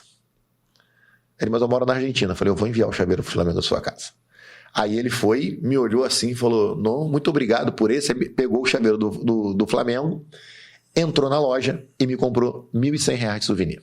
Caramba! Para você ter noção como que eu falo que é um detalhe que você faz a venda acontecer. Ele um chaveiro que saiu para você. No final das contas, esse rapaz era um senhor, ele me saca ali num cartão de dentro de uma carteira e falou, eu sou dono dessa vinícola em Mendoza, na Argentina, e o dia que você for a Mendoza, quero que você fique na minha casa. A gente não vende souvenir, a gente vende a experiência. É sobre isso que a gente está falando. E aí, você foi lá para Mendoza? Ainda não fui. Eu tô para ir só para comprar a passagem, né? A hospedagem já está garantida. Mas é sobre isso. E os vinhos também, né? E os vinhos lá estão baratos agora, tem que aproveitar para ir agora. Mas isso é muito legal, cara, essa troca, né? É porque, Rodrigo, se você gera uma energia boa para o universo ele vai te devolver energia boa. Não sou religioso, não sou espiritualista, não sou nada disso. Eu sou temente a Deus, eu sou de formação católica, Eu vivi boa parte da minha vida dentro do kardecismo. Eu me intitulo kardecista, mas eu não sou praticante há muito tempo. Eu pratiquei o kardecismo dos 15 aos 38 anos. Depois que eu vim para morar na Zona Sul do Rio de Janeiro, eu me afastei um pouco. É um erro. A gente tem que estar perto de alguma coisa que torne a gente mais espiritualizado. Eu acho que religião é uma coisa, espiritualidade é outra coisa. Eu sou muito espiritualizado, eu sinto muita energia das pessoas. Você é uma pessoa que você se tornou um grande amigo dentro de uma viagem dessas que a gente se encontrou pelo Flamengo. E a gente teve uma conexão muito grande rapidamente. É sobre isso que a gente está falando, não é sobre grana, não é sobre posses, não é sobre nada. É sobre sorrisos, abraços e sobre essa troca, né? Essa troca que o universo está aqui a todo momento fazendo com que a gente... Obrigado pelas tuas palavras, meu querido. Nada. Sabe que a recíproca é verdadeira. Porque no final é você e você, cara. Essa frase eu li outro dia e ela é uma frase muito pesada. No final é você e você. Porque esse caminho que a gente vai seguindo, ele é um caminho que ele tem... Toda hora ele tem uma bifurcação. E a minha mãe, ela sempre diz, nunca vá pelo caminho mais fácil, porque o caminho mais fácil, muitas das vezes, vai ser o caminho errado, e o caminho errado não é certo de você ir, vai pelo caminho certo. Então eu procuro andar sempre no caminho certo. Não significa que a gente não erra na vida. Às vezes a gente erra, às vezes a gente ignora alguns sinais, às vezes a gente está tão... envolvido com algumas coisas. Eu tive um momento na minha vida que não é que o dinheiro subiu para minha cabeça, mas quando você começa a ganhar alguma coisa que você não tem acesso, você começa a ser convidado para um monte de festa. As pessoas não gostam de você, as pessoas gostam do que você representa.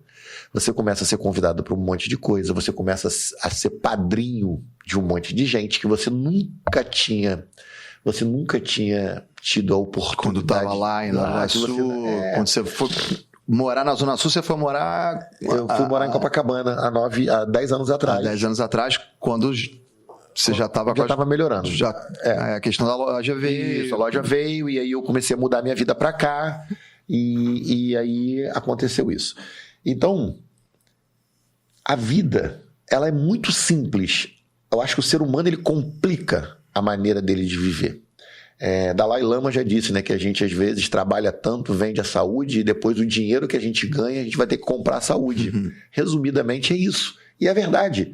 A gente tem que trabalhar o suficiente, a gente tem que se divertir o suficiente, a gente tem que ter lazer o suficiente, a gente tem que ter a palavra certa da vida, equilíbrio. Se a gente não tem uma vida equilibrada, se a gente tem muito trabalho, a balança está errada. Se a gente só tem muito dinheiro, a balança também está errada. O próprio Abílio Diniz, que é um grande empresário, ele fala uma coisa, ele fala que chega uma certa hora da vida da gente que a quantidade de dinheiro que a gente tem é só ego. Ela não serve para nada. Não serve para nada. Se você tiver 1 bilhão, ou 2, ou 3, ou 10, não importa para nada. Você não consegue gastar aquilo dali. Então é só para alimentar o seu ego e você dizer que você tem. Essa questão, muitas das vezes as pessoas elas dizem coisas muito firmes sobre o dinheiro porque funciona dessa maneira e eu vou fazer as pessoas pensarem agora. Se você fala assim, pô, eu queria uma casa melhor. E aí você fala, se eu tivesse dinheiro, eu comprava uma casa melhor. Eu queria uma televisão melhor. Se eu tivesse dinheiro, eu comprava uma televisão melhor. Eu queria um celular melhor. Se eu tivesse dinheiro, eu comprava um celular melhor. Qualquer coisa que você fala e você associa, se você tivesse dinheiro, você comprava aquilo dali, resumidamente, se eu tivesse dinheiro, eu seria mais feliz. Associação perfeita, não é? Outro dia, uns 3 anos atrás, eu coloquei um prato de comida e eu chorava no prato de comida porque eu colocava a comida na boca e eu não conseguia engolir, deglutir. Eu tinha que segurar minha garganta e engolir. Eu fiz uma faringite. Ou seja, eu não conseguia comer o prato de comida que estava ali com as coisas mais gostosas do mundo. E será que as pessoas valorizam engolir? Será que as pessoas valorizam ver? Será que as pessoas valorizam respirar? O próprio prato de comida? Existe uma pessoa chamada Steve Jobs. O Steve Jobs foi o dono do celular mais cobiçado aí do momento aí, que é o celular, o iPhone. E aí o Steve Jobs, ele fez algumas palestras no final da vida dele, né? Ele disse, eu tenho dinheiro para comprar o melhor hospital do mundo, eu tenho dinheiro para comprar o melhor médico do mundo, mas o meu dinheiro não compra uma pessoa para carregar a minha doença. E ele morreu sendo, na época, o homem mais rico do mundo com câncer no pâncreas aos 54 anos, se eu não me engano. Ou seja, a nossa maior riqueza, independente, isso aí não é falácia nem nada. A nossa maior riqueza é a nossa saúde. Isso, então tem muita gente muito rica e não sabe o que é. Exatamente, saúde física e mental também, né? A nossa maior riqueza é a nossa saúde. Depois disso daí, vai vir as necessidades básicas, vão vir as necessidades de tal coisa, aí você vai ter uma série de coisas que você vai ter com a sua saúde e você consegue buscando isso daí. Mas, volto a dizer, chega para uma pessoa que está ficando cega, não vai enxergar mais. Eu tenho uma amiga que é retinóloga e ela fala, José, se eu fosse uma pessoa mal intencionada, a pessoa que está perdendo a visão por um problema na retina, se ela tem 1 milhão na conta, eu falo para ela, você tem que me dar R$1 milhão, você vai voltar a enxergar, a pessoa dá. Outro dia fizeram uma pergunta num podcast também. Acho que eu vi, mas fala. O que você queria? 1 milhão ou 10 milhões de reais? Aí dá 10 milhões de reais. Mas tá bom, vou te dar 10 milhões de reais. Mas se amanhã você não fosse mais acordar, não, aí não serve. Então acordar vale mais do que 10 milhões de reais? Vale. É uma reflexão interessante. É uma reflexão interessantíssima. Então, assim, acordar vale mais do que 10 milhões de reais. E você acordou, e por que tu não tá feliz? E por que você não vai atrás daquilo que só depende de você? Que é buscar um trabalho. Tá difícil o emprego? Tá. Emprego pode ser que tá difícil. Por quê? O emprego volta para a parte empresarial. O emprego gera carga tributária, o emprego gera tributo, o emprego gera uma opção de coisa. Mas trabalho é uma coisa, emprego é outra. Trabalho é tudo aquilo que você pode fazer. Todo mundo aqui no Brasil tem o sonho de ir aos Estados Unidos e morar lá para trabalhar. Só que os Estados Unidos não tem leis trabalhistas, os Estados Unidos não tem carteira assinada, os Estados Unidos não tem o tal do direito. Por que a pessoa sai daqui para trabalhar lá então? Se aqui você tem tudo isso e lá você não tem nada, e lá a pessoa trabalha. Porque lá a pessoa ganha para limpar uma casa $100, que é R$500. Tá bom, a pessoa ganha $100, que é R$500. Ela é uma empregada doméstica. Ok. Se você transferir o dinheiro de lá para o dinheiro daqui, lá é R$500, aqui seria R$150 uma diarista. Só que lá ela está morando nos Estados Unidos. Um aluguel lá custa $2.000. $2.000 são R$10.000. Tu conhece alguém que paga R$10.000 aqui, que é empregada doméstica? Não. Uma empregada doméstica aqui vai pagar R$800, R$1.000 no aluguel. Tudo é proporcional, mas lá ela vive numa condição sub-humana, ela só trabalha, junta dinheiro e manda um pouco de dinheiro para o país. Por que parece as pessoas que estão aqui que ela lá está muito bem financeiramente? Mas ela lá está vivendo como uma empregada doméstica. A diferença é que ela tem a chance de trabalhar e aí de poder comprar um carro, de poder até comprar uma própria casa. São as oportunidades que ela tem lá, que é diferente das oportunidades daqui. Mas ela está trabalhando lá muito mais do que ela trabalhava aqui. Aí ela vai trabalhar aqui, ela tem que trabalhar 8 horas. Se ela trabalhar 9, 10, ela ganha hora extra. E ela ganha. E a minha empresa paga a hora extra. Só que colocaram na cabeça dela que ela tem direitos. E ela tem direitos sim. Todo mundo tem direitos. Só não explicaram que tem deveres também. Nós temos direitos e deveres. Os direitos, os funcionários sabem todos. E os deveres, será que eles sabem? Um bom funcionário, seja ele um pedreiro, um eletricista, ele não fica sem emprego. Você pode ter certeza. Se você conhece um bom pedreiro e você liga para ele, eu estou tendo que fazer uma obra agora, liguei para o pedreiro e falou, daqui 3 meses eu posso te atender. O bom profissional, ele pode trabalhar no Brasil, ele tem trabalho o tempo todo. O mau profissional é aquele que fica pulando de carteira em carteira, de direito em direito. Vamos falar sobre direitos dentro do Brasil. A gente aqui paga um fundo, que é o fundo da aposentadoria do funcionário, tá? Aqui, quem contribui para ele se aposentar, sou eu que sou o empresário. Eu tenho que pagar ali 12%, ele é descontado 8% para poder contribuir com 20% para o plano do governo. E ele chama isso de direito trabalhista. É meu direito. Não, isso não é o direito. Isso é uma imposição dada a ele, é a única maneira que tem dele contribuir e se aposentar. Direito seria se eu pagasse a ele tudo que ele tem direito de receber, inclusive aqueles 12% que eu tenho que depositar para o governo, e ele escolhesse a modalidade que ele quer se aposentar. Ah, eu quero me aposentar pelo governo. Aí ele vai chegar lá e vai contribuir para o governo. Ah, eu quero me aposentar fazendo casinha para alugar. Aí ele vai juntar o dinheirinho dele, vai construir um kitnet e vai alugar. Ah, eu quero me aposentar investindo em bolsa de valores. Ele vai em bolsa de valores. Eu quero me aposentar investindo em fundos imobiliários. Aí é direito de escolha a saber onde ele vai se aposentar. No Brasil, não. No Brasil, o que chamam de direito é, na verdade, um voto de cabresto. Só tem aquela maneira de se aposentar. E só que colocaram isso de uma maneira dentro do mundo trabalhista que aquele ali são os direitos trabalhistas da pessoa. Não tem direito nenhum. A pessoa não tem direito à escolha. É a única escolha que é imputada a ela. Ela não tem direito. Aqui no Brasil, nós não temos direito. Nós, empresários, só temos os deveres. Os direitos nós não temos nada. Só temos que pagar. Chega no final do mês, Rodrigo, todo mundo que é empresário vai se ver nessa condição. Uhum. A contabilidade ela te manda isso daqui, ó, de guia para você pagar. É guia que não acaba mais. E tem guias que, às vezes, os sites estão fora. A minha contadora, Rosana, Nilson, que sabe disso, guias que os sites estão fora e quando você vai tirar, que não consegue tirar, já passou da data, você ainda paga multa.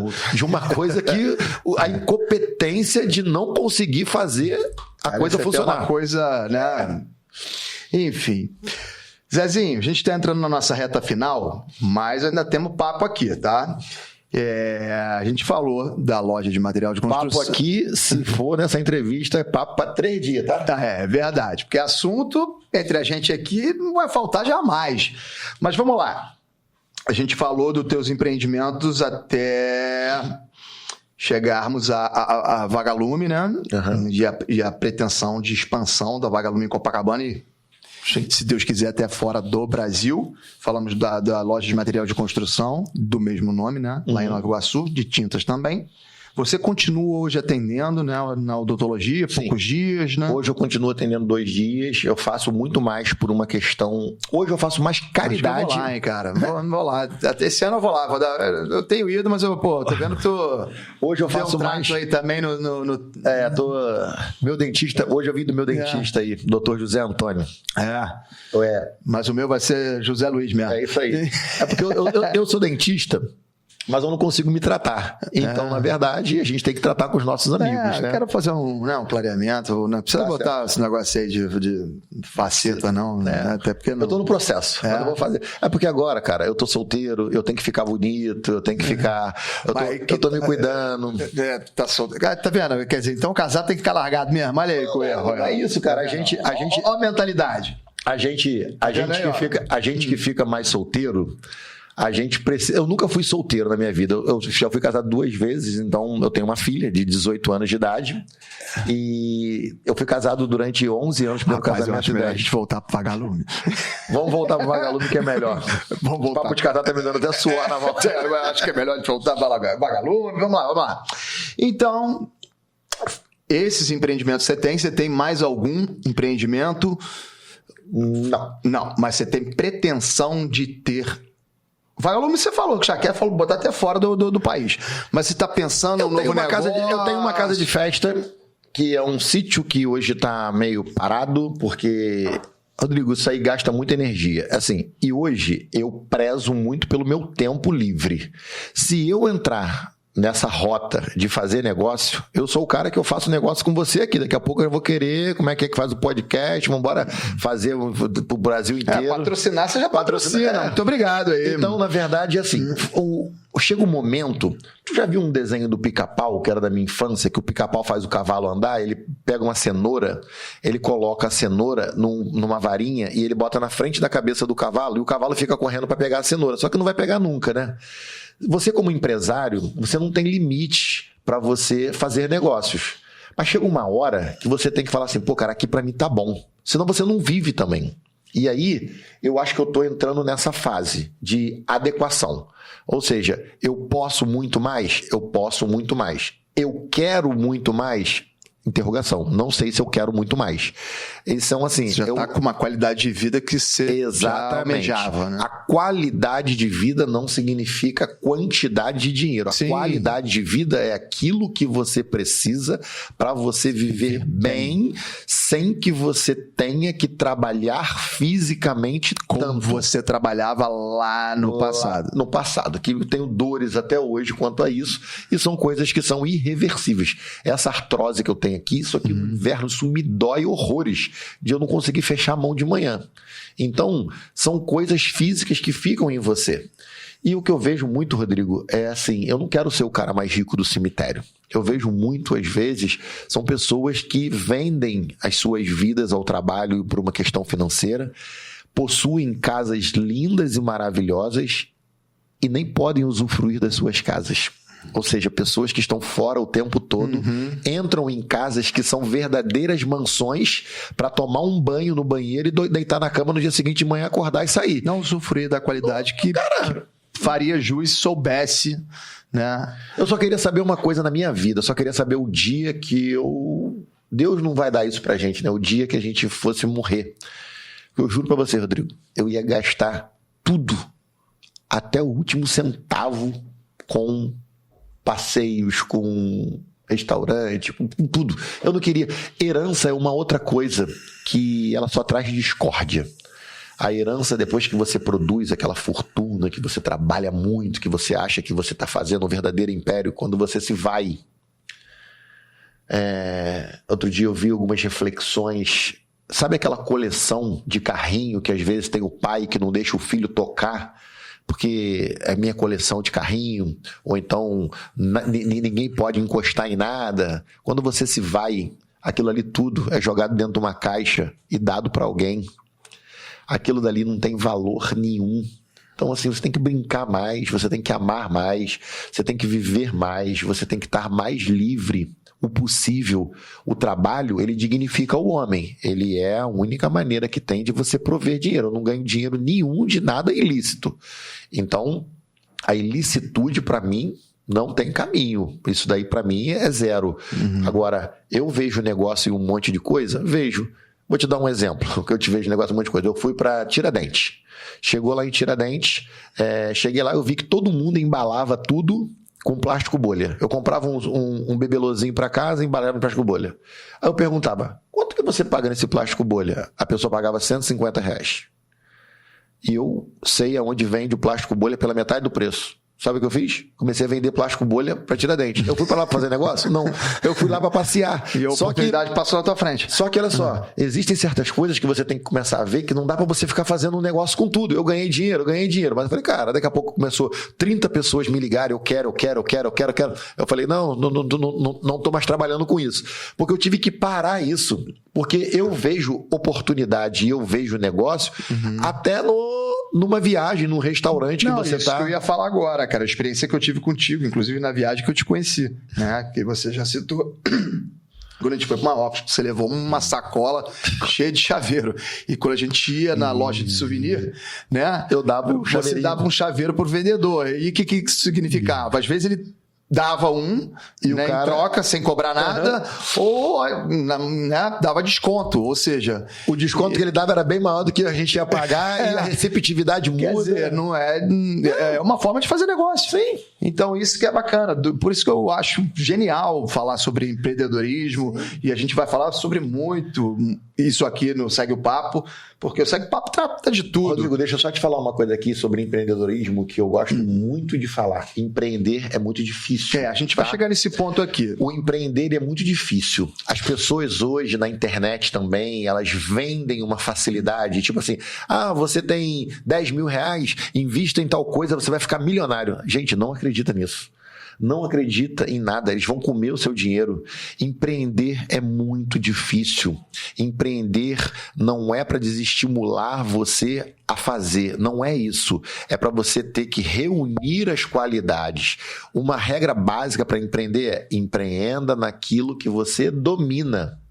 Se você domina uma coisa, exemplo, você cozinha muito bem, e aí você vai lá, vai montar um restaurante. O dia que o teu cozinheiro faltar, você entende da comida. Agora, tu nunca fritou um ovo, tu montou um restaurante. O dia que o teu cozinheiro faltar, você não entende nada de nada, você tá ferrado, literalmente.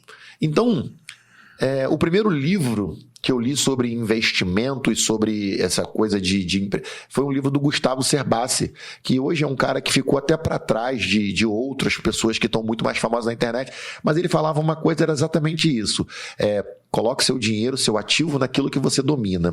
E ele falava que não existe regra para você ganhar dinheiro. Ele dava o exemplo de um saco de bala, que é o que todo menininho de rua hoje fala: tio, você me compra um saco de bala para eu começar a trabalhar? Ele não está errado, seria um bom start. Sabe qual é o problema? É porque ele não tira o dinheiro para comprar o outro saco de bala. Ele gasta o dinheiro todo e amanhã ele está na porta de novo da doceteria pedindo você para comprar um outro saco de bala para ele. Porque se você compra um saco de bala que tem 100 balas e esse saco custou 50 reais, teoricamente, esse saco de bala, cada bala custou 50 centavos. Beleza? E você vai lá e vende as 100 balas, cada bala por R$1, você ganha 100 reais. 50 reais é seu lucro e 50 reais você tem que comprar outro saco de bala. E é isso, empreender é exatamente isso. É você ter o produto que você compra a um preço e você vende a outro preço, e nesse meio do caminho sobra um pedaço que é o seu lucro. Só que desse lucro você tem que pagar uma série de coisas quando você tem aluguel, funcionário. E é isso que é empreender. Por isso é tão difícil. A dificuldade do empreendedorismo, ela não está, muitas das vezes, na pessoa. Ela está em você fazer a ciranda girar. Então não adianta você investir um grande dinheiro se você não consegue obter a venda. Se você não vende, botei 500 mil aqui na Vagalume, exemplo, e ela não vendeu nada. Não adianta, o dinheiro está preso dentro dessas mercadorias. E aí, o que é o empreender? O empreender é lucrar. Todo mundo que empreende quer lucro. É por isso que eu não entendo por que o empresário apanha tanto. Porque o objetivo dele é bem definido desde o início. Ele quer lucro. Só que ele quer lucro pagando a tudo e a todos de maneira correta. Se ele cumpre o contrato de aluguel, o aluguel é 10 mil, você vai lá e paga 10 mil. O funcionário ganha X mil, mais uma comissão, você vai lá e paga o teu funcionário. O fornecedor é tanto, você paga tudo. Por que você também não pode ter lucro? Por quê? A pergunta que eu faço é: por que você não pode ter lucro? Por que você não pode ter um bom salário? Se você corre todos os riscos. Agora, a hora que a sua loja não vende, o aluguel quer receber, o funcionário quer receber, o credor quer receber, o fornecedor quer receber, todo mundo quer receber e o risco é todo seu. Então, a regra de investimento é clara: por um grande risco, maior a lucratividade. Por um pequeno risco, menor a lucratividade. Sim. Aproveitando até o que você está falando, que é o assunto que eu já ia entrar, mas antes da gente falar dessas dificuldades de se empreender no Brasil, você contou toda a tua bela e linda trajetória aí. Parabéns, Zezinho.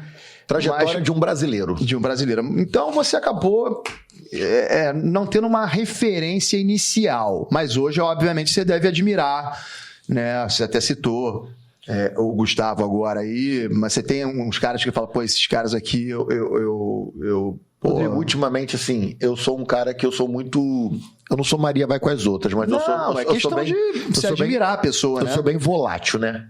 Eu sou bem volátil.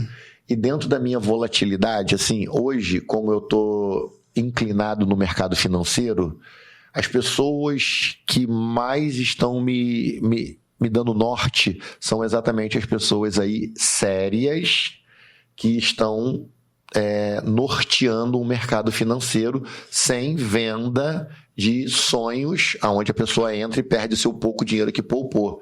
O Gustavo Cerbasi é um, o Bruno Pierini é outro, o Matheus Nogueira é outro. São essas pessoas que são jovens ainda, da minha idade, ou um pouco menos da minha idade, que são pessoas de sucesso dentro do mercado financeiro, que também não é um mercado fácil, não é um mercado para curioso.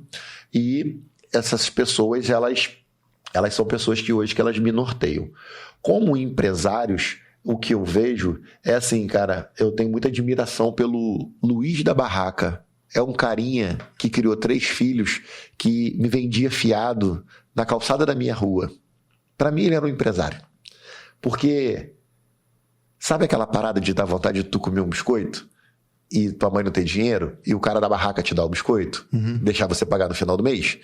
Então, é uma referência. Legal. E as pessoas, às vezes, elas estão com a referência no multimilionário, no Warren Buffett da vida, no Steve Jobs, no Bill Gates, no Elon Musk. Cara, o Luiz da Barraca é um cara, o Cláudio Careca, que vendia lá quando queimava o chuveiro no frio, que comprava uma resistência fiada. Então, essas questões... Isso tudo foi te moldando também, né, cara? Porque, Rodrigo, eu sou um cara que eu sou do bem. Assim, eu sou um cara que eu sou do bem. Eu observo muito. Eu parei de ajudar a todo mundo. E eu passei a ajudar a quem busca ajuda. Porque todo mundo quer. Me dá. Só que essa pessoa, ela tá fazendo a parte dela, ela acorda cedo, ela vai atrás e aí não tá dando certo, essa merece ajuda. Agora, se a pessoa ela só tem a necessidade e ela não faz a parte dela, não adianta você ajudar. É jogar o seu dinheiro fora. Amanhã ela vai ter a mesma necessidade, amanhã ela vai estar pedindo para outra pessoa. Então, ajudar sempre. Fazer a caridade sempre.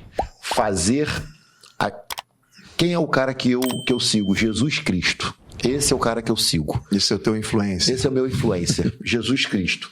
Como é que Jesus Cristo andava? Descalço pela rua. O que ele fazia? O bem. Como é que ele fazia o bem? Se ele pegava alguma coisa de alguém que deu a ele e a outra pessoa tinha fome, ele partia no meio e dava. Eu tenho uma frase minha que eu falo: o Neymar dar 10 milhões de reais para uma instituição de caridade é nobre. Mas um mendigo que tem fome e está com um pão, ele cortar o pão no meio e dar metade para outra pessoa é muito mais nobre. Isso acontece, a gente vê na internet esses testes sociais, né? É muito mais nobre. Então, assim, não é uma questão de quantitativo financeiro. Porque, às vezes, 10 milhões de reais para um Neymar da vida possa ser o representativo de R$1 para você e R$1 para mim. Não faz a mínima falta e ele não tem fome.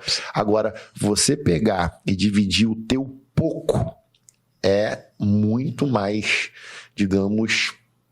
é nobre e muito mais intenso isso daí. Porque a pessoa que tem fome... eu nunca passei fome na minha vida, tá? Que fique claro. Eu tive restrições alimentares de ter o luxo. Agora, feijão, arroz e ovo, eu tinha feijão... Isso aí tinha. Não tinha fome, não. Nunca passei fome. Zé, a gente está finalizando aqui. Você estava falando das dificuldades de se empreender no Brasil. Você citou várias, mas quais que você consideraria as mais graves? Mão de obra, violência, encargos. Tipo assim, Rodrigo, o que você acha como a principal dificuldade? Porque depois dessa pergunta, a gente vai encerrar, que eu quero que depois de você ter falado aí maravilhosamente da sua trajetória, da tua história de sucesso, que você dedica para quem quer empreender ou para quem empreende, está pensando em desistir, enfim. Mas vamos falar das dificuldades e depois você vai quebrar essas dificuldades, incentivando e motivando quem tem o desejo, o anseio de empreender no nosso país? Eu acho que não existe uma coisa específica. É um conjunto de ações que precisam ser tomadas. A gente não pode falar de dificuldades de empreendedorismo sem a gente, ao menos, esbarrar na política. Não estou aqui defendendo direita ou esquerda, não é defensor de Lula ou Bolsonaro, que fique fora disso. Eu sou uma pessoa que sou a par disso, mas a política, ela interfere diretamente nisso, tá? Então, assim, vamos lá. A carga tributária, ela é um fator massacrante para o empresário.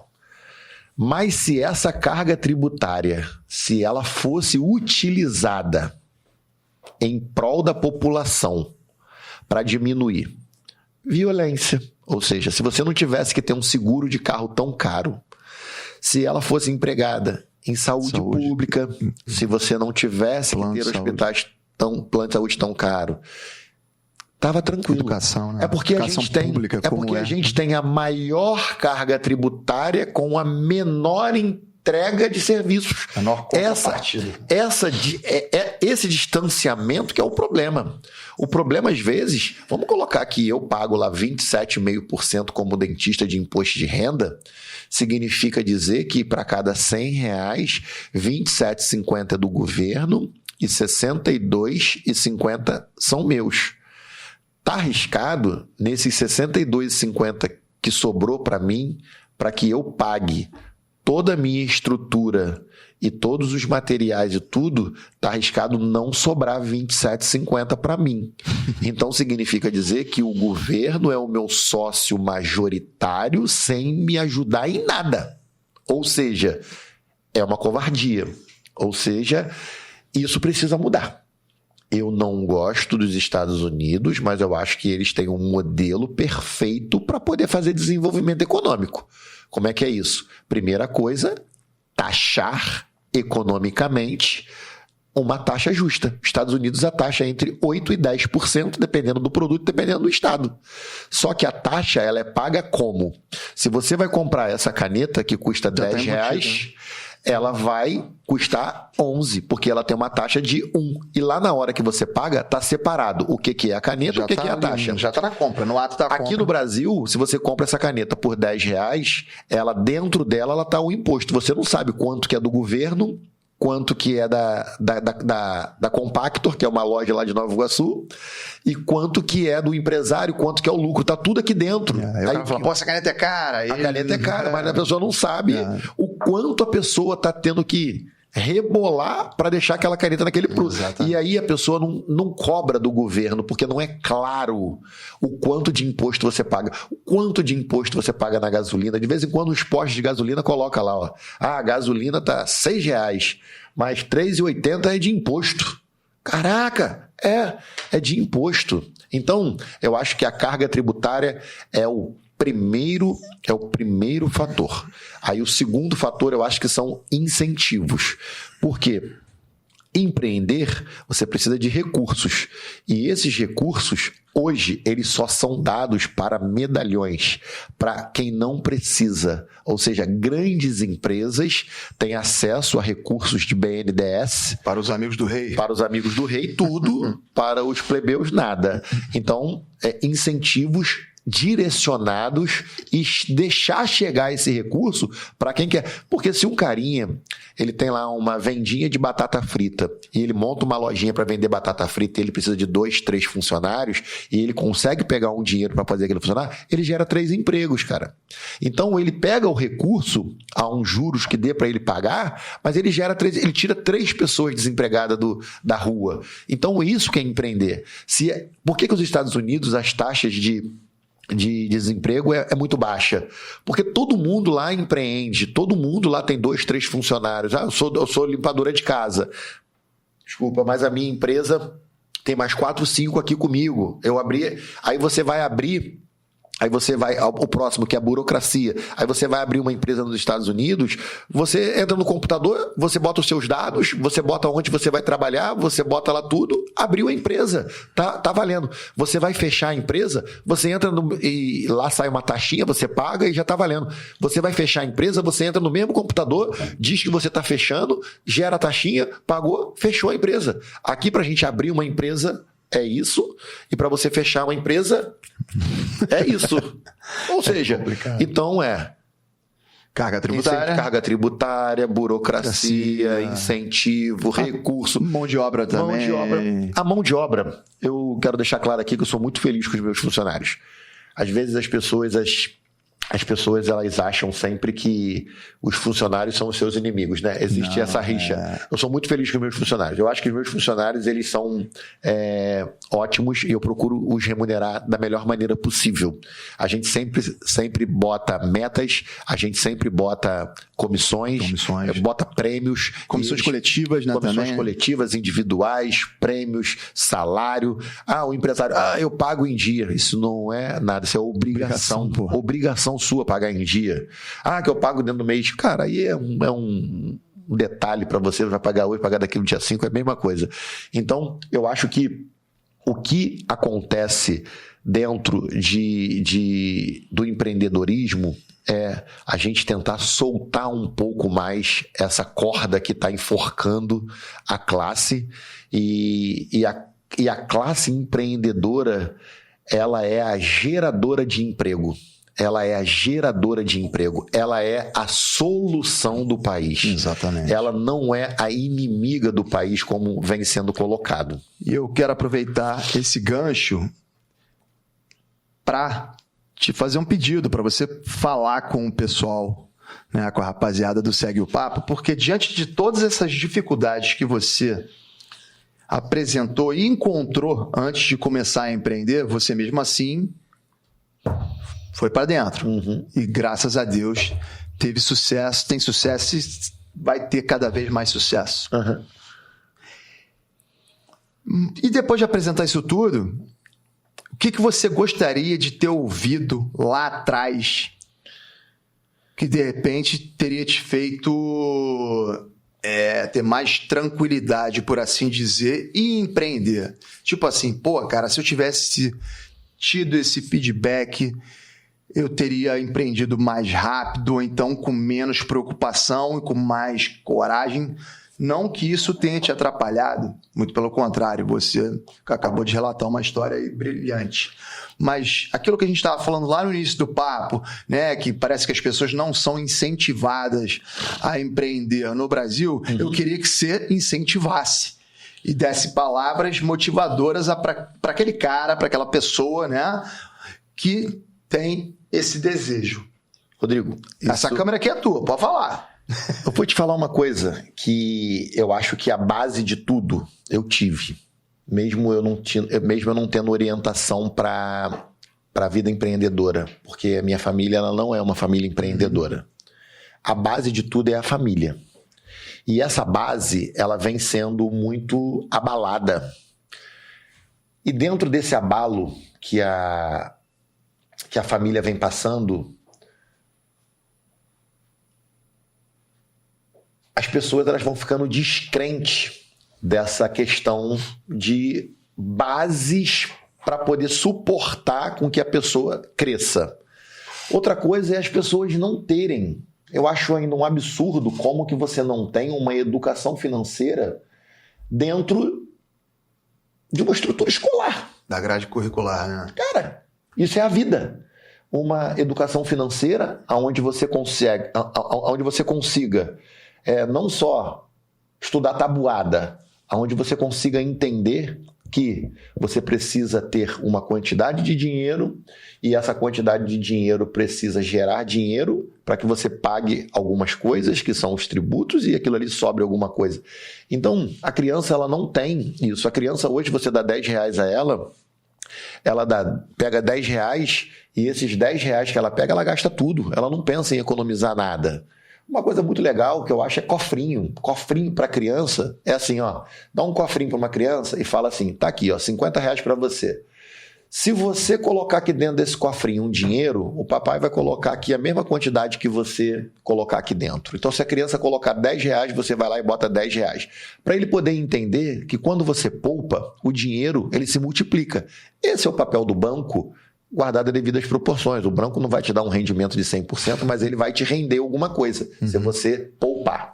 O importante é passar o princípio, né? O princípio é esse. E aí, essas questões, se forem tratadas dessa maneira, eu acho que você começa a plantar uma semente dentro de uma criança.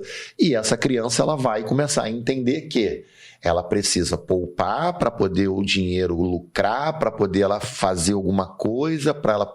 Então, essa escadinha, ela precisa começar lá embaixo. Hoje eu vejo adolescentes totalmente descontrolados financeiramente, pega dinheiro do pai, gasta tudo. É o celular da moda. É o celular da moda, é o supérfluo, é tudo aquilo. Eles não poupam nada, eles não têm nada, eles não pensam em trabalhar, eles não pensam em estudar, eles não pensam nada. Tanto que essa geração agora é uma geração que está sendo chamada de geração nem. Nem estuda e nem trabalha. Porque na minha infância, as pessoas que não gostavam de estudar existiam. Mas quando elas não gostavam de estudar, elas gostavam de trabalhar. Então, o que acontecia? O pai era pedreiro, ele não gostava de estudar, ele ia para a obra com o pai. Ia começar a virar um pedreiro também. Hoje em dia ele nem vai com o pai, mas ele nem gosta de estudar, ele fica em casa no celular. Essas questões, elas são questões que elas precisam ser tratadas. E assim, para você tratar e para você poder empreender, nem todo mundo vai ser empresário, nem todo mundo vai empreender. Existem algumas coisas que as pessoas precisam entender de uma forma geral. Nem todo mundo vai ser médico, nem todo mundo vai ser dentista, nem todo mundo vai ser advogado. O mundo precisa de todo mundo. E tem pessoas que não estão inclinadas a empreender. E às vezes elas querem empreender porque elas escutam falar que tem que empreender. Eu gosto de empreender. Empreender dá dor no barriga, empreender dá friozinho, empreender dá tremedeira, empreender dá medo. Mas é a adrenalina que eu gosto. Mas existem pessoas que gostam de passar num concurso público. Faça, cara. Tem pessoas que gostam de fazer um emprego formal. Mas não critiquem quem arrisca mais e ganha mais. Não critiquem, não rotulem um empresário como um explorador. Porque você pode ser um empresário e você deve tentar, até para você ver que não é tão fácil. Essas questões, elas são questões que não estão escritas em lugar nenhum. Não existe livro que ensina você a ser empresário. Não existe livro que ensina você a fazer negócios de todas as maneiras. E aí, essas questões, elas são questões que elas ficam sempre com tabus. E os tabus, eles precisam ser quebrados, eles precisam ser conversados. Assim como sexualidade é um tabu que dentro da família não se pode falar, que é uma coisa que, meu Deus, parece que você está falando de outra coisa.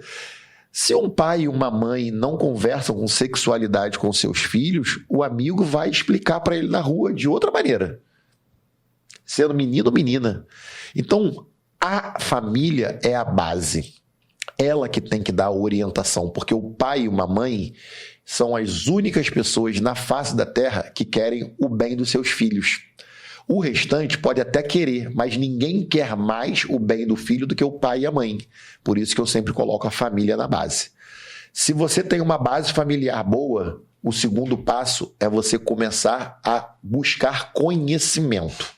Quando criança, estudar, procurar a melhor escola possível, procurar reunir o conhecimento possível. Saiu um estudo hoje que uma criança de 8 anos de idade que brinca com telefone celular hoje, as funções cognitivas dela são equivalentes ao conhecimento e à capacidade de pensar de Marco Aurélio quando era imperador de Roma. O cara que comandou o maior império romano, quando foi imperador, uma criança de 8 anos com um celular na mão tem a capacidade da informação igual a esse cara. Cara, mas isso tem que ser usado para o bem. Ou você acha que o cara que constrói uma bomba atômica, ele é um cara burro? Não, ele é um cara inteligentíssimo. Só que ele usou a inteligência para o mal. A gente tem que tentar estimular a inteligência das crianças e fazer elas utilizarem a inteligência dentro do bem. Então você precisa base familiar, conhecimento, inteligência, e aí você vai estimulando aquilo dali. Uma vez eu fui numa escola em Londres, que isso é uma coisa fantástica, e lá tinham as salas português, matemática, geografia, história, ciências, arte, não sei o quê, e as crianças, elas entravam nas salas que elas queriam. Por quê? O cara falava, para que um artista plástico vai querer estudar matemática? É verdade, mas ele tem que entender que ele precisa de um mínimo de tudo. Mas esse mínimo chega uma hora que você precisa fazer e estimular aquilo que você faz de melhor. E para você fazer aquilo de melhor, nós brasileiros, nós somos um celeiro de cientistas. Nós somos um celeiro. Cara, você vai ver as grandes marcas de medicamento fora do país, quem são os responsáveis por aqueles estudos. Tem um monte de brasileiro lá. Você vai na própria NASA, você vê aí o que foi ministro do governo passado aí, Marcos Pontes. Sim, o Marcos Pontes. Cara, brasileiro, astronauta. A gente está em tudo que é lugar do mundo, nas melhores coisas. Nós somos um povo divertido, nós somos um povo alegre, nós somos inteligentes. O brasileiro é muito inteligente, você vê pelos próprios memes que são feitos na própria internet. Criatividade, aquilo ali é senso cognitivo, é maneira de pensar rapidamente, é brincadeira, tudo isso. Nós somos perfeitos para poder nós sermos muito mais felizes e muito prósperos. Então, não tem receita de bolo. Ninguém vai ensinar ninguém a fazer isso. Empreender é legal? É, mas nem todo mundo vai nascer para empreender. Faça aquilo que te dê a paz, faça aquilo que te dê a alegria de fazer. Existem umas frasezinhas clichês que é faça aquilo que você gosta e não terás que trabalhar um único dia na sua vida. Não acho bem que é por assim, porque às vezes tem dia que eu não quero fazer algumas coisas. O que diferencia uma pessoa ser muito mais bem determinada do que a outra, porque nem sempre você faz aquilo que você quer fazer. Tem momentos que você tem que fazer uma coisa que você não quer fazer. E ali você tem que fazer. Eu não curto muito academia, mas eu senti uma necessidade de eu ter que estar indo para academia. Eu gosto de ir, não, mas eu tenho que ir, eu vou lá e faço. Tá indo direto. Tô indo direto. Acompanhado lá. Mas é sobre isso. Você tem que fazer o que você gosta, mas tem alguns momentos que você tem que entender que você tem que fazer o que você não gosta também. E essas questões, elas são questões que, pontuadas, bem administradas, bem conduzidas, você vai fazer crianças ou você vai fazer pessoas pensarem. E quando essas pessoas começarem a pensar com liberdade de pensamento, aí sim, aí elas vão ter as escolhas. E essas escolhas serão feitas de maneira pertinente. Ela teve acesso a muita informação, então agora ela vai escolher. Eu acho que quando eu escolhi odontologia com 17 para 18 anos de idade, eu entrei na faculdade, eu falei, meu Deus, o que eu estou fazendo aqui dentro? Eu não sei nada disso. O cara falou do incisivo central, eu falei, meu Deus, eu não sei nem o que é isso. Eu nunca nem fui no dentista. Entende? E aí eu encontrei um anjo na minha vida, que eu quero também deixar aqui uma homenagem a ele, que é o Tony, que é o Luiz Antônio. Foi um cara que era um plantonista do Hospital do Andaraí, que esse cara me ensinou muita coisa. E aí eu agradeço ele toda vez que eu vejo, eu me emociono. E ele fala, eu não te ensinei nada, você quis aprender, eu apenas te dei. Mas era verdade, eu tinha fome de aprender aquilo dali. E então essa fome de aprender, quando você encontra uma pessoa que vê aquela fome, ela te observa, ela começa a te que é mais ou menos o que você tem praticado. Você falou que quer ajudar, mas quem quer ser ajudado. Exatamente. E com certeza com essas palavras que você está, né, produzindo aí agora, né, de incentivo a quem quer empreender, contando a tua história, você pode ter certeza que você está ajudando muita gente e com certeza quem está assistindo vai te ter como referência nessa caminhada aí que... Eu espero que desse papo que a gente teve aqui de maneira mais natural possível, sem roteiro, sem nada, isso aqui realmente é espontâneo, porque às vezes as pessoas acham que a gente combina, não tem nada disso. A única coisa que realmente que fique, eu acho que eu posso ser referência para algumas pessoas sim, algumas pessoas me admiram sim, mas esse não é o meu principal objetivo. A única coisa que eu falo para as pessoas é o seguinte, sejam bondosas, sejam caridosas, façam o bem e sejam verdadeiras e tudo vai dar certo. E prosperem dentro do raciocínio, do pensamento positivo, daquilo que você faz pensando que vai dar certo. Coloque as suas forças. Toda vez que uma pessoa, Rodrigo, ela vai montar um negócio que ela fala, mas se der errado eu faço, eu falo, cara, não monta não. Já está pensando errado. Pessoa que tem plano B dificilmente vai fazer o negócio prosperar.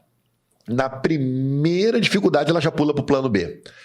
O plano só tem um, é plano O caminho A. é esse. O caminho é esse aqui, o objetivo é esse. Ó, o caminho é daqui para lá. O que vai acontecer aqui no meio, tu vai ter que pular uma pedra, tu vai ter que andar para o lado, mas nunca vai ter um caminho alternativo. Porque senão você vai ficar sempre pensando que existe uma facilidade. Então é plano A, plano B e vai para cima. Pensou em empreender? Porque se der errado... Vem me consultar, fez essa pergunta, usou essa frase, mas se der errado, eu falo, cara, não faz não. Você não está preparado ainda. Porque vai dar certo. Agora, para dar certo, você é o cara que precisa acreditar. Quem precisa acreditar é você. Todo mundo pode desacreditar. Se você acreditar, acabou. Ontem eu vi o documentário do Schwarzenegger, quando ele foi lá Miss Universo e quando ele foi lá o governador da Califórnia. A mesma coisa, ninguém acreditava. Porque você é um artista, não sei o quê. Assim como ninguém acreditava que ele seria o Miss Universo. Ele falou, só eu preciso acreditar. E quando ele acredita, ele acabou. É determinação, cara. Essa determinação, poucas pessoas têm. Tem pessoas que estão muito fragilizadas. A vida precisa ter equilíbrio e determinação. O equilíbrio é para poder você ter tanto a quantidade de trabalho como a qualidade emocional, quanto a quantidade de tempo para você precisar administrar, porque senão você pira. Você é um cara que está cansado. Você está vindo das temporadas aí, eu acho que essa vai ser até um final de temporada, e você está cansado. E a gente pensa sempre que a gente está dando o nosso melhor, e você está dando o seu melhor nesse novo passo da sua vida, que eu fui um dos incentivadores também isso que disso. Eu queria deixar claro, te agradeço por isso, porque para quem te conhece, como eu, né, e nada surpreende as tuas palavras aqui, em todos os aspectos, não só na parte de empreendedorismo, como de motivação e de forma de pensar. Você é um cara super do bem e você realmente foi um dos grandes incentivadores aí do Segue o Papo, não só em termos de patrocínio, digo... na trocação de ideia, né? Sim. Porque se dependesse da gente, né? Porque o diretor daqui a pouco vai jogar um negócio na gente aqui, porque a gente está conversando aí há bastante tempo, mas o papo está maravilhoso. Mas para quem não te conhece ainda, com certeza vai começar a te acompanhar e te ter como referência, porque você passou muitos recados aqui importantes, interessantes e relevantes, né? E eu complemento no que você falou do equilíbrio com determinação, né? Que é semelhante à perseverança, né? A consistência também, né? Porque já que a gente está falando do Segue o Papo, a gente é recente, a gente tem que estar lá, a gente tem que fazer, tem que, né? Acreditar no projeto, assim como você que está com um novo negócio, você que quer abrir um negócio, acreditar, traçar uma estratégia sem plano B, como você mesmo disse. Rodrigo, o início é difícil para qualquer um. O meu início da odontologia foi difícil, o meu início na construção foi difícil, o meu início... Se fosse fácil para todo mundo, né? Difícil. Eu vou te falar, e quase ninguém acredita na gente. Quase ninguém acredita na gente. Até você chancelar a credibilidade, até você falar assim, chancelei. Agora, tudo que eu for... Se eu chegar e falar assim, vou montar uma doceteria hoje, todo mundo acredita em mim. Todo mundo acredita. Se eu falar que eu vou montar uma doceteria, acredito. Se eu falar que eu vou comprar uma boate, eu acredito. Porque eu precisei... Mas eu provo assim, tudo que eu faço dá certo. Então, isso aqui, eu nem sei se vai dar certo, mas o nego já acredita que vai dar certo. Por quê? Porque você precisa fazer a coisa pelo caminho retilíneo. E quando você faz isso pelo caminho retilíneo, a coisa vai acontecer. Pode ter certeza, o seu programa vai dar certo, ele vai ser desacreditado, ele vai ser, muitas das vezes, massacrado, ele vai ser colocado em dúvida, em xeque, se não monetiza, se não faz isso, se não faz aquilo. a coisa não flui e aí a energia baixa. Aí quando essa energia baixa, aí entra naquela parada que eu te falei. Energia baixa, se você que é o cara que segue, se você não aumentar a energia, aí a coisa vai andando para um outro lado. Agora, se você acreditar e você seguir e você for para cima de uma forma determinada, como você mesmo usou a palavra, esquece. Nada. Não sei se é um jogador de futebol que falou outro dia, falou assim, cara, nada ganha da determinação. A técnica não ganha da determinação. Da disciplina também. Não ganha. O Cristiano Ronaldo não é o melhor jogador do mundo, mas ele é o mais determinado. Ele é o que acorda mais cedo. Ele é o que treina mais. Isso tornou dele melhor do mundo algumas vezes. Ele não é o melhor jogador e nunca foi, mas ele não é o mais talentoso, mas com certeza é o mais dedicado. Entendeu? É exatamente isso. E a energia, como você bem disse, eu acredito bastante nisso, e de energia boa a gente entende. Esse papo aqui, a energia foi maravilhosa. Bom, muito obrigado. Tentei contribuir com o máximo possível. Não, você não tentou não, você contribuiu bastante. Eu achei até que eu não seria capaz de conseguir gerar um conteúdo à altura que eu gostaria para o seu negócio. Que isso, rapaz. Para mim, por mais que eu já te conheça, né, e saiba da tua história, mas você conseguiu me surpreender com novas histórias e a forma de você passar isso de uma maneira super didática e simples para rapaziada que às vezes não é do ramo, sim, mas que pretende ingressar, ou às vezes não pretende, mas gosta de ouvir histórias de sucesso como a sua. E eu te desejo cada vez mais sucesso, Zezinho. Tamo junto. Muito obrigado. E segue o papo. E segue o papo. Segue o papo. Rapaziada, muito obrigado pela audiência. E não se esqueçam de se inscrever no canal. E segue o papo!